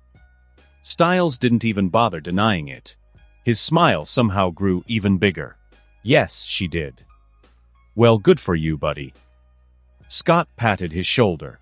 Allison, shaking her head with a teasing smile, added, "If I were you, I'd stop smiling like that before Lydia sees you." "I can't stop smiling even if I wanted to," Styles admitted, almost giddy. "She can beat me up if she wants. I don't care. I'm just happy." Allison asked, "So, are you two dating now or what?"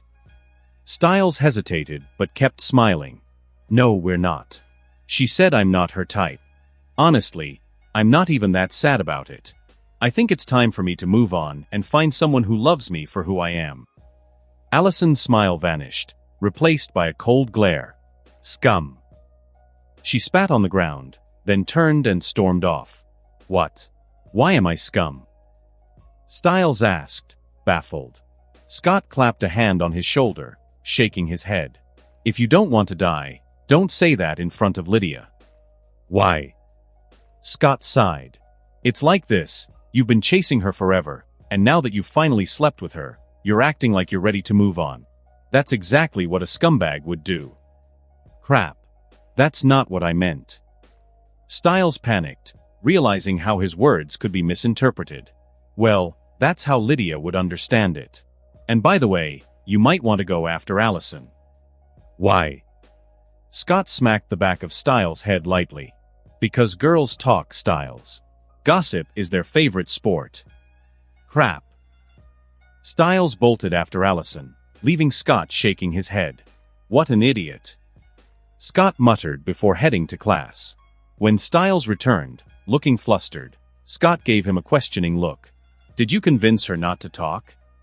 Styles sighed, slumping into his chair. "Yeah. What did it cost you?" Styles groaned. $1,000 for her and Lydia to go shopping. Scott chuckled. "You got off easy, honestly." Styles glared. "Your girlfriend is so mean." Scott's smile widened as he subtly gestured with his eyes. "You might want to look behind you." Styles turned and saw Allison and Lydia walking into the classroom. Allison's mischievous smile made him groan. "I heard that, Styles," Allison said as she passed. Styles buried his face in his hands. "Damn it. I forgot about the super hearing." He peeked through his fingers. "Why is this happening to me?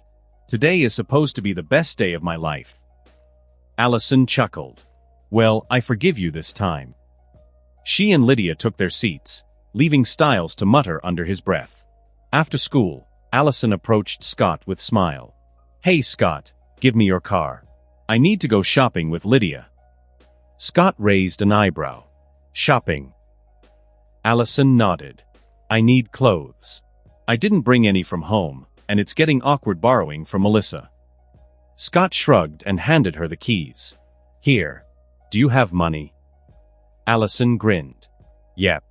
Styles is sponsoring our shopping trip." Styles, standing nearby, paled slightly as Lydia shot him a sly smile. "Happy to help," he said nervously. Scott chuckled. "You're getting the money from my room, right?" If you need more, it's in my desk. Allison kissed Scott on the cheek. Thanks. Then, grabbing Lydia's hand. Let's go. As the Camaro roared to life and drove off, Scott patted Stiles on the shoulder. Next time, think before you open your mouth. Now, drive me to the clinic. That night, after closing the animal clinic, Scott went on patrol. The events of the previous night lingered in his mind, the organ-stealing woman, her strength, and the challenge she posed. He prowled the dark streets, his senses on high alert, hoping for a clue that would lead him to her. Meanwhile, Allison and Lydia were still at the mall when Allison's phone buzzed. She glanced at the screen and froze. The message was from Kate. We're heading to the old Hale house tonight. Your parents and the hunters are joining me. It's time to take down Peter and Derek. Her heart sank. We have to go, she told Lydia. What's going on? Lydia asked, concern etched on her face. Allison handed her the phone, letting her read the message. Are you going to help? Lydia asked. I have to. Allison replied firmly. And I need to call Scott. Lydia frowned. Is Peter really that strong? Allison nodded.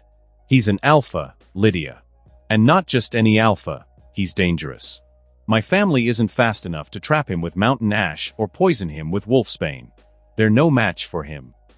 Lydia bit her lip. But Scott warned him not to touch your parents, right? Yes, but what if Peter loses control? He might not care if Scott kills him afterward. And even if he didn't hurt my parents, he will definitely kill Kate. Allison quickly dialed Scott's number, but he didn't pick up. Frustrated, she called Melissa and explained the situation, asking her to pass the message to Scott. Tell him to meet me at the Hale house. Allison urged. She and Lydia then drove to Stiles' house. When they arrived, Allison explained the situation to him. I don't know where the Hale house is, can you take us there? She asked. Of course. Stiles replied without hesitation. The three of them got into Stiles' Jeep and headed for the Hale house. The Hale house inside the decrepit remains of the Hale house. Derek sat tied to a heavy chair in what used to be the main living area. His wrists and ankles were bound with thick chains. Kate Argent stood smugly nearby, her eyes gleaming with sadistic satisfaction. Chris Argent and Victoria watched from the edges of the room, both more composed but no less determined. This is your last chance, Derek.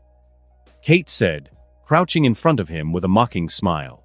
Tell me where is Peter, or I'll make this a lot less pleasant for you. Derek glared at her, his jaw clenched. You're wasting your time. Kate chuckled. I love when they act tough. It makes breaking them so much more satisfying. Meanwhile, outside the house, Peter prowled the edges of the property. He had followed Derek sent here, but the moment he approached the perimeter, a faint shimmer surrounded the house. A barrier stopped him in his tracks. Clever. Peter muttered, stepping back as his hand, which had brushed the invisible barrier, tingled with an electric-like sting. From the house, a hunter spotted him and shouted, He's here. The Alpha's outside. Shots rang out as bullets pierced the night. Peter leapt back, dodging into the cover of the forest. He growled under his breath, his glowing red eyes narrowing as he assessed his next move. They came prepared. He murmured, his sharp mind already calculating. But barriers can be broken. As he circled the house, he heard soft footsteps approaching. His predatory instincts took over, and in a blur he grabbed the intruder, a young man, and pinned him against a tree. Who are you? Peter growled, his voice low and menacing. What are you doing here? The boy's eyes widened in fear, his lips trembling. Peter's sharp claws brushed his mouth, silencing him before he could scream. Speak. Peter demanded. I'm Jackson. The boy stammered, his voice barely above a whisper. I came here looking for Derek Hale, or you. Peter's eyebrows rose in surprise. And why would you do that? Jackson hesitated, then blurted. I want you to bite me. I want to be like you. Peter smirked, his sharp teeth glinting in the moonlight. Well, aren't you lucky to find me? He stepped back, releasing Jackson. But I don't grant favors for free. If you want the bite, you'll have to help me. Jackson blinked. Help you? With what? Peter gestured toward the house. The hunters have trapped my nephew inside, and they've sealed the house with a mountain ash barrier. All you need to do is break the circle of ash. It's a black powder line on the ground. Jackson looked toward the house nervously. And then what? Then, Peter said with a wicked grin, I'll handle the rest. You'll hear gunshots. That's your cue to break the line. Got it? Jackson swallowed hard but nodded. Got it.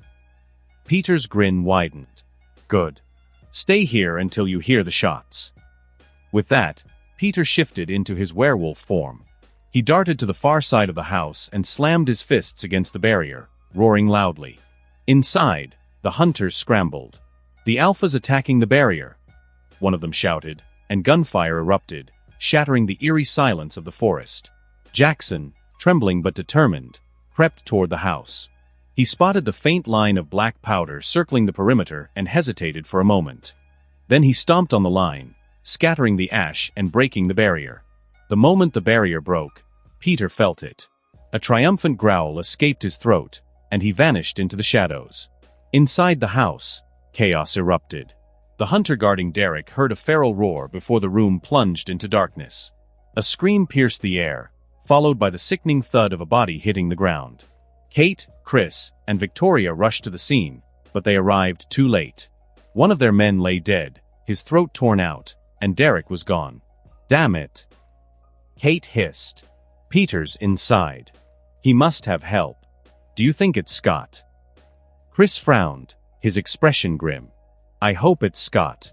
If it's not, we're in serious trouble.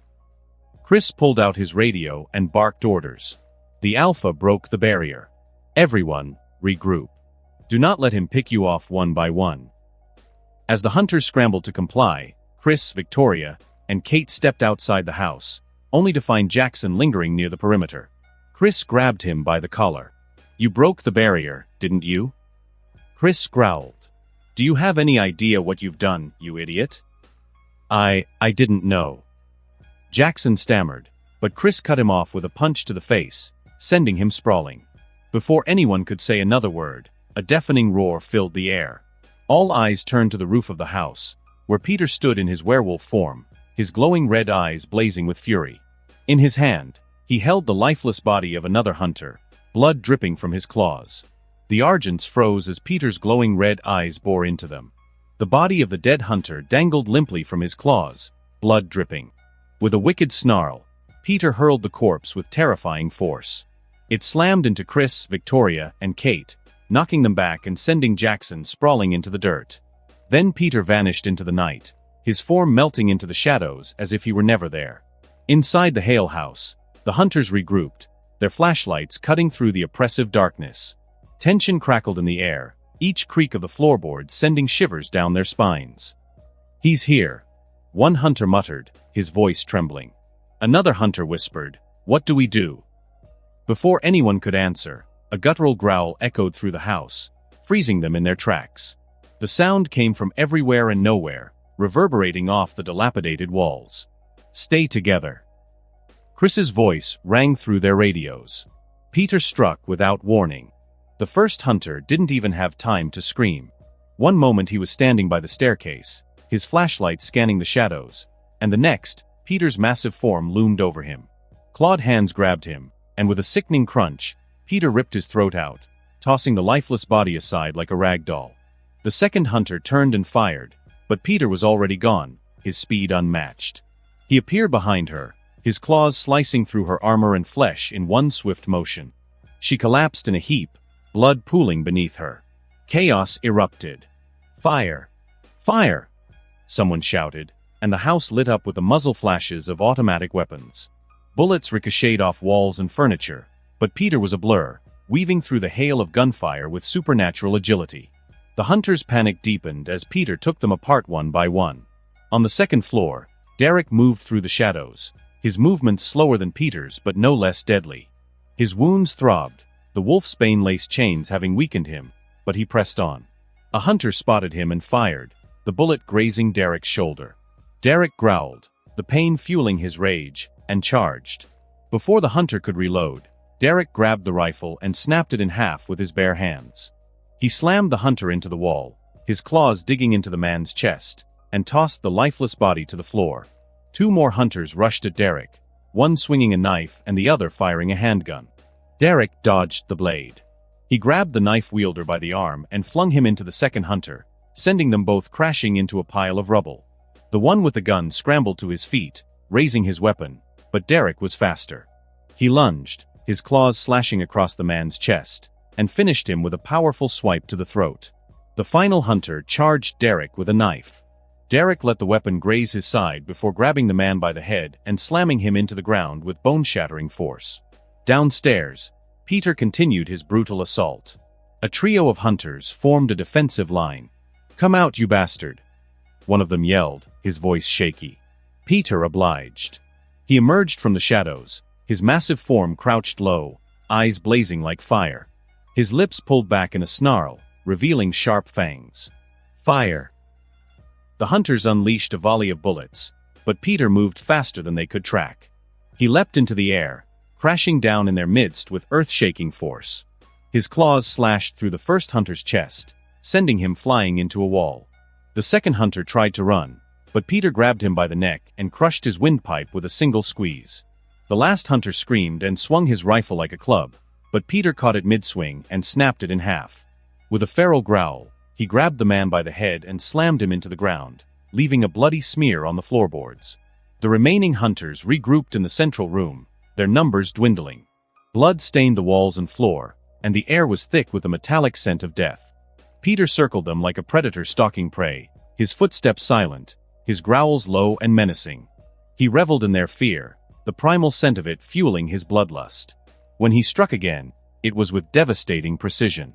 He darted through the group, his claws slicing through two hunters before they could react. Their bodies hit the ground with wet thuds, and Peter was gone again, disappearing into the shadows. Derek joined Peter in the central room, his chest heaving as he eyed the remaining hunters. "You're enjoying this too much," he muttered. Peter smirked, his voice deep and guttural. "And you're not." Derek didn't answer, instead charging at a hunter who raised his weapon. Derek grabbed the man and slammed him into the ground, breaking his spine with a sickening crack. Peter took down the last two hunters with ease. The first tried to flee, but Peter caught him, slamming him into a wall and finished the man with a single swipe of his claws. The final hunter dropped his weapon and raised his hands, trembling. "Please, don't." Peter tilted his head, his glowing eyes cold and unfeeling. Then he slashed his claws across the man's neck, ending him. The fight inside the Hale house was over, the walls and floors soaked in the blood of the hunters. The silence that followed was deafening, broken only by the creak of floorboards and the faint sounds of the forest outside. Peter stood amidst the carnage, his massive werewolf form drenched in blood, his red eyes still glowing with feral intensity. Derek, though battered and wounded, leaned against the wall, catching his breath. "We need to go," he muttered. Peter didn't answer. His sharp ears twitched, catching the sound of footsteps outside. His snarl deepened, and with a burst of speed, he was out of the house, disappearing into the night. Outside, Kate hissed. "Where is he?" Her eyes darting around. Before anyone could answer, a blur of motion streaked from the shadows. Peter emerged, his massive clawed hand grabbing a hunter who had just reached Chris. With a sickening crunch, Peter snapped the man's neck and tossed his lifeless body at Chris's feet. Chris barely flinched, his gun aimed at Peter in an instant. Victoria and Kate followed suit, their weapons aimed, their expressions steely. Peter roared, a deafening sound that echoed through the forest, and charged at them. His speed was terrifying. "Shoot!" Chris yelled, and the three opened fire. Bullets tore through the air, slamming into Peter's body, but they barely slowed him. Victoria hurled a grenade filled with wolfsbane. The moment the device exploded, a purple mist spread through the air. Peter skidded to a halt, growling furiously as he backed away from the poisonous cloud. Peter vanished into the shadows again, his mind racing. Moments later, he returned, carrying a massive log from the forest. With a guttural snarl, he hurled it toward the trio. The log spun through the air like a missile, forcing Chris, Victoria, and Kate to dive out of the way. Peter used the distraction to close the distance. He moved with unnatural speed, appearing in front of Kate before she could react and caught her by the arm. Kate's eyes widened, panic flickering across her face. She reached for the dagger at her belt, her fingers trembling as she pulled it free and stabbed Peter's arm. The blade, coated in wolfsbane, burned into his flesh, eliciting a roar of pain and fury. Peter's retaliation was swift and brutal. His jaws clamped down on her shoulder, his sharp teeth piercing through skin and muscle. Kate screamed as Peter flung her to the ground, her body hitting the dirt with a thud. Pulling the dagger from his arm, Peter dropped it to the ground and stalked toward her, his red eyes burning with rage. Just then, the roar of an engine cut through the tension, and Styles' familiar beat-up Jeep skidded to a halt near the house. The door flung open, and Allison jumped out. "Peter, stop!" she shouted, her voice firm and unwavering as she stepped between him and Kate. Peter froze, his claws mid-swing, his eyes narrowing at the audacity of the young girl. "Move!" Peter growled, his voice guttural and inhuman. Allison didn't flinch.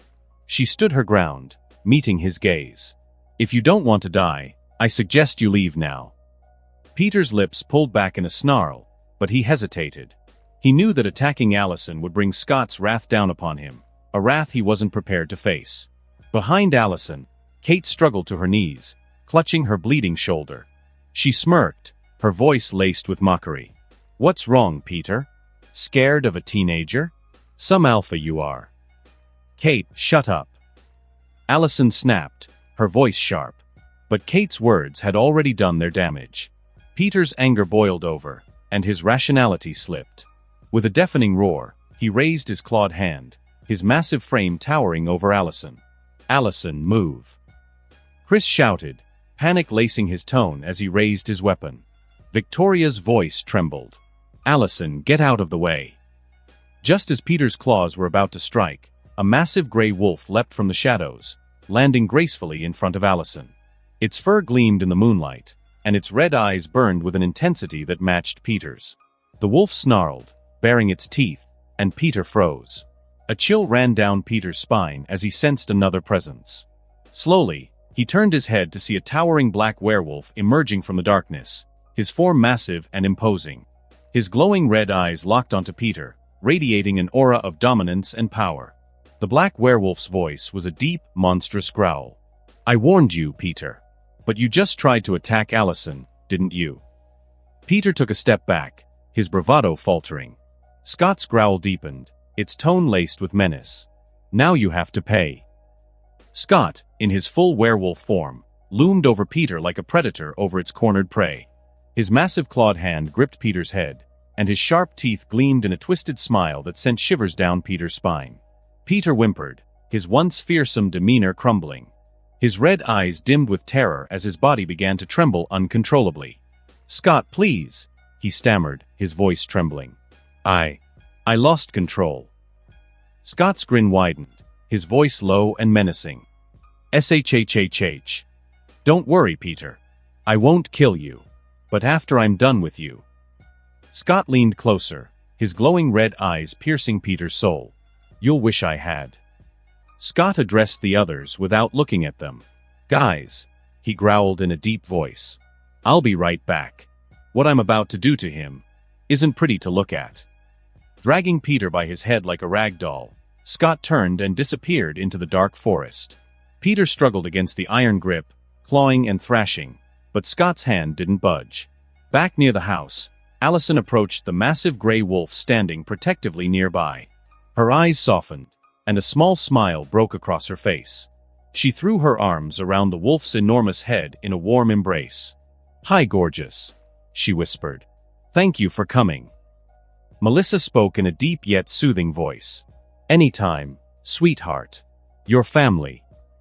Lydia stepped out of the car, her expression one of awe and curiosity. She walked up to the enormous wolf, her fingers brushing against the soft fur. "Melissa? Is that you?" Melissa chuckled, her wolf voice resonant and warm. "Yes, Lydia. It's me." Lydia's fingers trailed through the fur as she smiled. "You look gorgeous, by the way." The tender moment was interrupted by the sharp, pitiful cries of Peter echoing through the woods. Styles approached the group, hands shoved into his pockets. "I bet Peter wishes he was still in a coma right now," he quipped, grinning. Lydia tilted her head thoughtfully. "By the way, Scott's werewolf form looks very cool. Intimidating, but cool. Kate, sitting nearby, tried to speak. Allison, thank yo, don't talk to me. Allison snapped, her voice cold. And don't think I'm stupid enough to not see what you did. You used me to make Scott deal with Peter, didn't you? With that text you sent me and how you provoked Peter when I told him to stop. Kate's face paled. No, Allison, I would never. Then what did you think would happen when you provoked an angry alpha with your words? Allison asked. I didn't mean to put you in danger. Kate stammered. I thought he wouldn't dare to attack you. I'm sorry, Allison. Allison scoffed, dismissing her with a wave. She turned to her parents, her concern softening her tone. Are you okay? Did he hurt you? Victoria pulled Allison into a tight embrace, her voice shaking. Don't you ever dare do something like that again.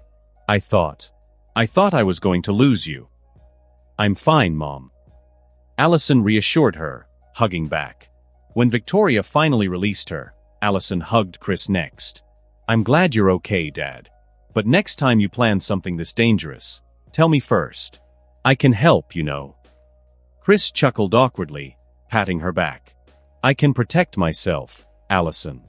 And as your father, I'm supposed to protect you. Allison rolled her eyes playfully. Sure, Dad. If I wasn't here, your crazy sister would be dead by now. Chris coughed, clearly uncomfortable. He glanced at the massive gray wolf. And, who's she? Allison smirked. That's something you'll have to ask Scott. Just then, Scott returned, his human form restored. His bare chest glistened under the moonlight, his muscular frame a testament to his strength. He was dragging Peter behind him, the defeated alpha barely alive. Scott threw Peter onto the ground in front of them. Styles gagged, looking at Peter's battered body. Yikes. You didn't go easy on him, did you, Scott? Scott shrugged. I warned him, didn't I? Scott's eyes flicked toward the Hale house. Derek, you can come out now. From the shadows of the house, Derek emerged. His wounds had healed, his posture strong and upright. Scott turned to him. I won't let you kill Kate, but I'll give you what belongs to you. You can take Peter's alpha spark. Kate's eyes widened in panic. You can't do that, Sko, Melissa growled at Kate, cutting her off. Scott's lips curled into a smirk. I can do whatever I want, Kate. And right now, you should be more worried about yourself. What do you mean? Kate asked.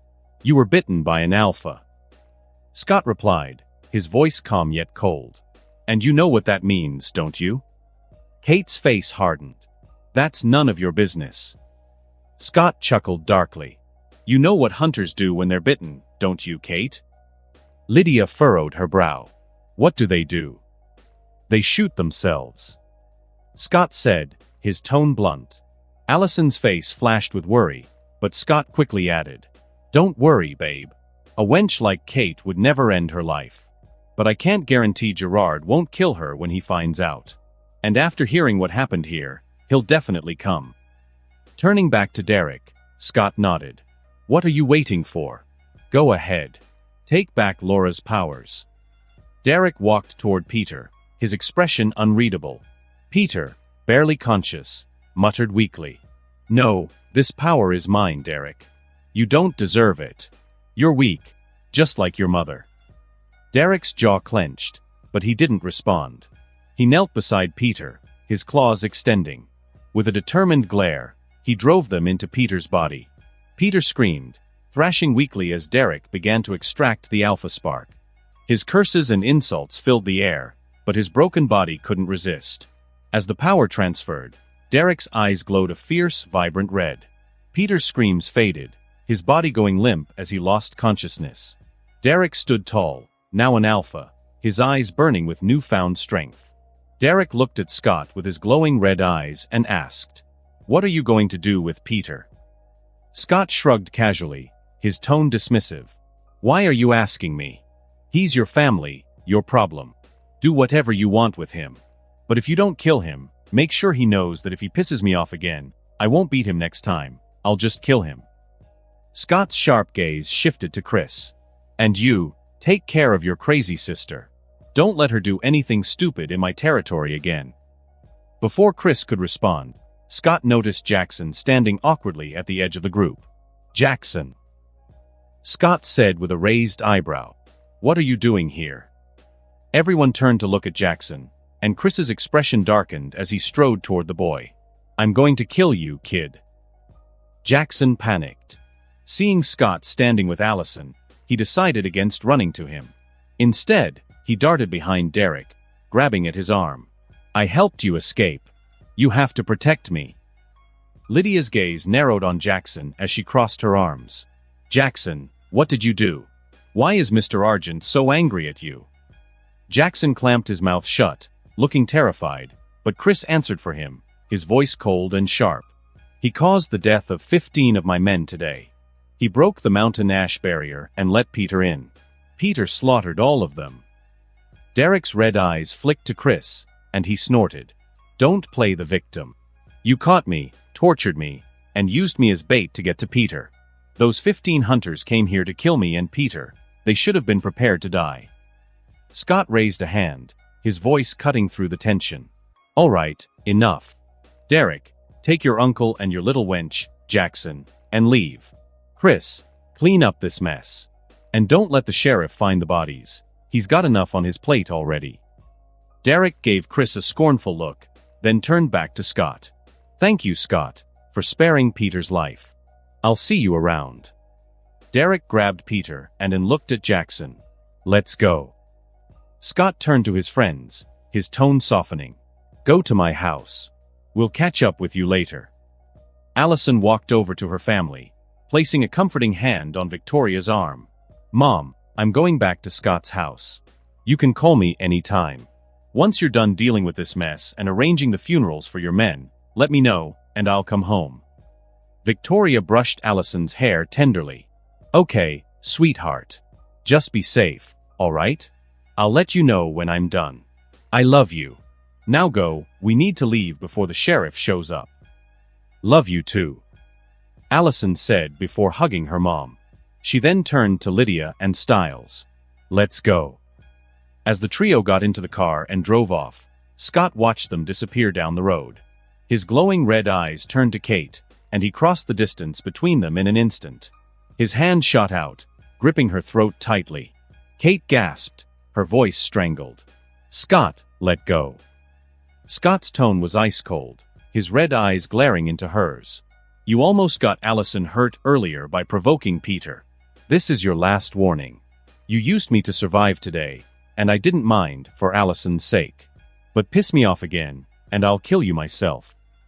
Kate managed to choke out, "Allison, we'll never forgive you if you kill me." Scott's lips twisted into a dark smile. "Then I just have to make sure she's not around when I kill you, don't I?" He released her suddenly, and Kate fell to the ground at Chris's feet, coughing and gasping for air. Scott addressed Chris. "You heard me. Keep her in check." Turning to leave with Melissa, Scott paused and glanced back at Chris with a mischievous smirk. "Oh, and by the way, don't worry about Allison. To make sure she's extra safe, I sleep in the same bed with her. No need to thank me, Uncle Chris." Chris's face turned crimson with fury, and he roared, "Damn it, Scott. I'm going to kill you, you punk." Melissa chuckled and nudged Scott with her paw. "Let's go."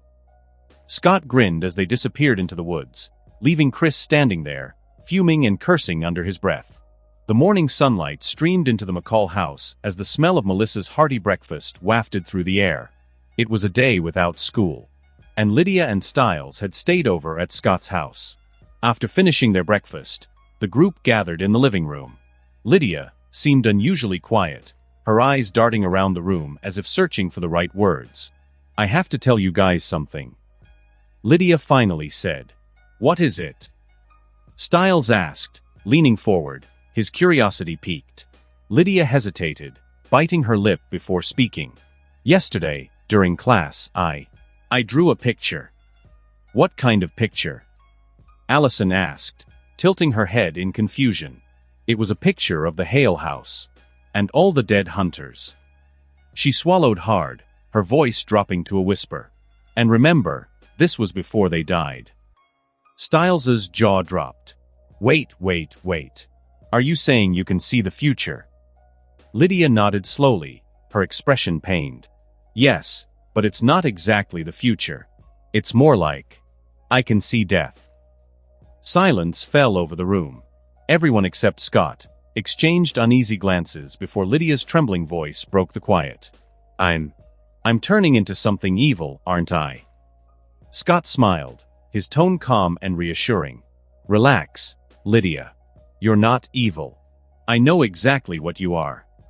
Lydia looked at him with wide eyes. What am I? You're a banshee. Scott said.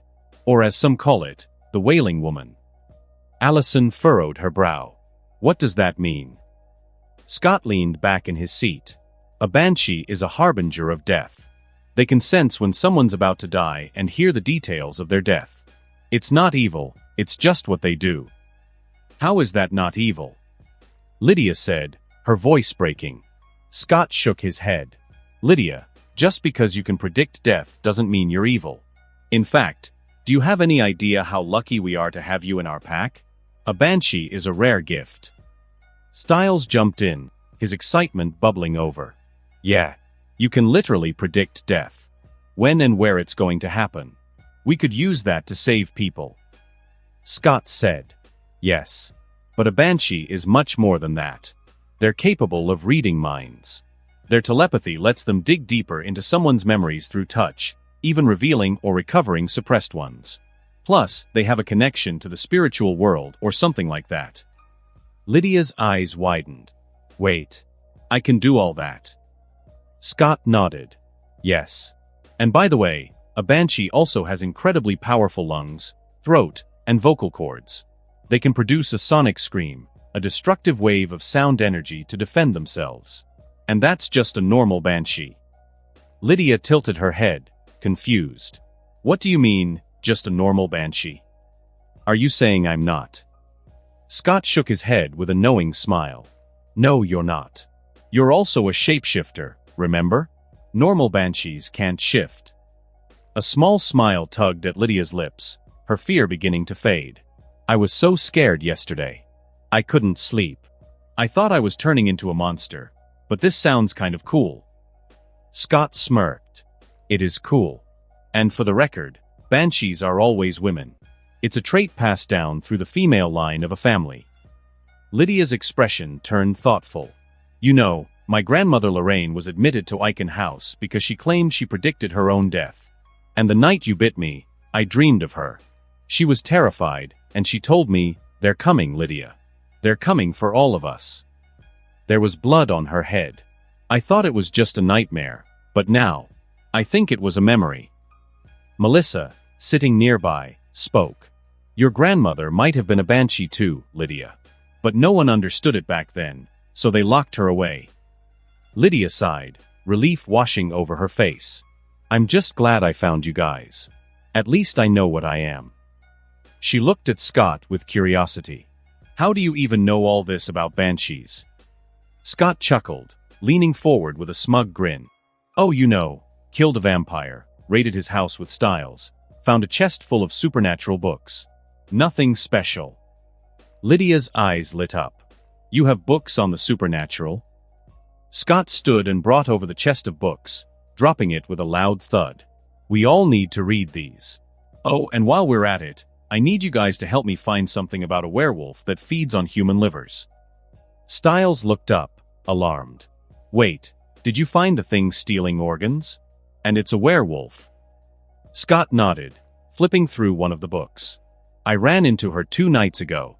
She killed someone and took his organs. She's an alpha, but she's different and very strong. I could feel it the second I saw her. Allison's face turned serious. Do you think she has a pack? Scott nodded. Yes. I think the lamia we killed was one of her pack. Too bad I didn't fully read her memories. It might have given us answers. Melissa placed a comforting hand on Scott's shoulder. Then let's dig through these books and see what we can find. The group spent the next 2 hours flipping through pages, searching for any mention of a creature that matched Scott's description. They found references to wendigos and other cannibalistic monsters. but nothing seemed to fit. Lydia suddenly spoke up, holding a book. I found something. It's called Papa Figo, a Brazilian monster that invades cemeteries, eats corpses, and kills disobedient children for their livers. Scott glanced over and shook his head. No, that's not it. Keep looking. Styles said while showing them a picture with a humanoid beast hiding behind a tree. What about this? It's called the Hide Behind, a nocturnal monster that preys upon humans who wander the woods. Melissa took the book from him, her face scrunching as she read. It says it doesn't like to be seen and lives in the woods. Allison leaned over, flipping a few pages. What about this one? It's called Pishtacos, a cannibal creature from South America. Scott raised an eyebrow. What does it do? Allison scanned the page. Let me see. After reading for a moment, she shook her head. No, it's not what we're looking for. This one hunts people and feeds on their body fat. Meanwhile, Lydia started staring at the book in Scott's hands with an unusual intensity, her eyes unfocused. Allison noticed and nudged her. Lydia, are you okay? But Lydia didn't respond. Scott, noticing her fixation, closed the book and waved it slightly. Lydia's gaze followed it. Interesting. Scott handed the book to her, curiosity evident on his face.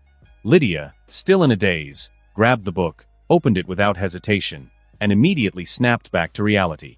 Looking around, she saw everyone staring at her. What? Why are you all looking at me? Scott smirked. I think you just found what we're looking for, Lydia. Lydia blinked in confusion, glancing down at the open page. How do you know this is it? Styles chimed in, his tone teasing. Because you were in one of your psychic banshee states. Allison called you, but you didn't answer. Then, you grabbed the book from Scott and opened it without even looking at it. Lydia's eyebrows furrowed. I don't remember that. Scott took the book back gently. Well, thanks anyway. Now let's see what we're dealing with.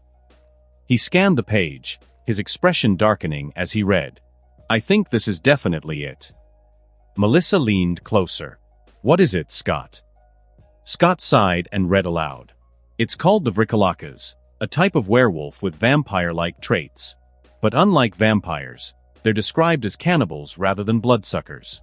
They have a particular taste for human livers and gain power by eating the livers and spleens of other creatures. If left alone, they grow stronger and stronger. Legends say they must be killed quickly before they become too powerful. Melissa said. So this creature is kind of like us. It can absorb other creatures' powers and get stronger. Scott nodded. Yes. Allison furrowed her brows. Are you sure this is what we're dealing with? Scott exhaled deeply. Yes. I saw the way she was looking at me. There was no fear.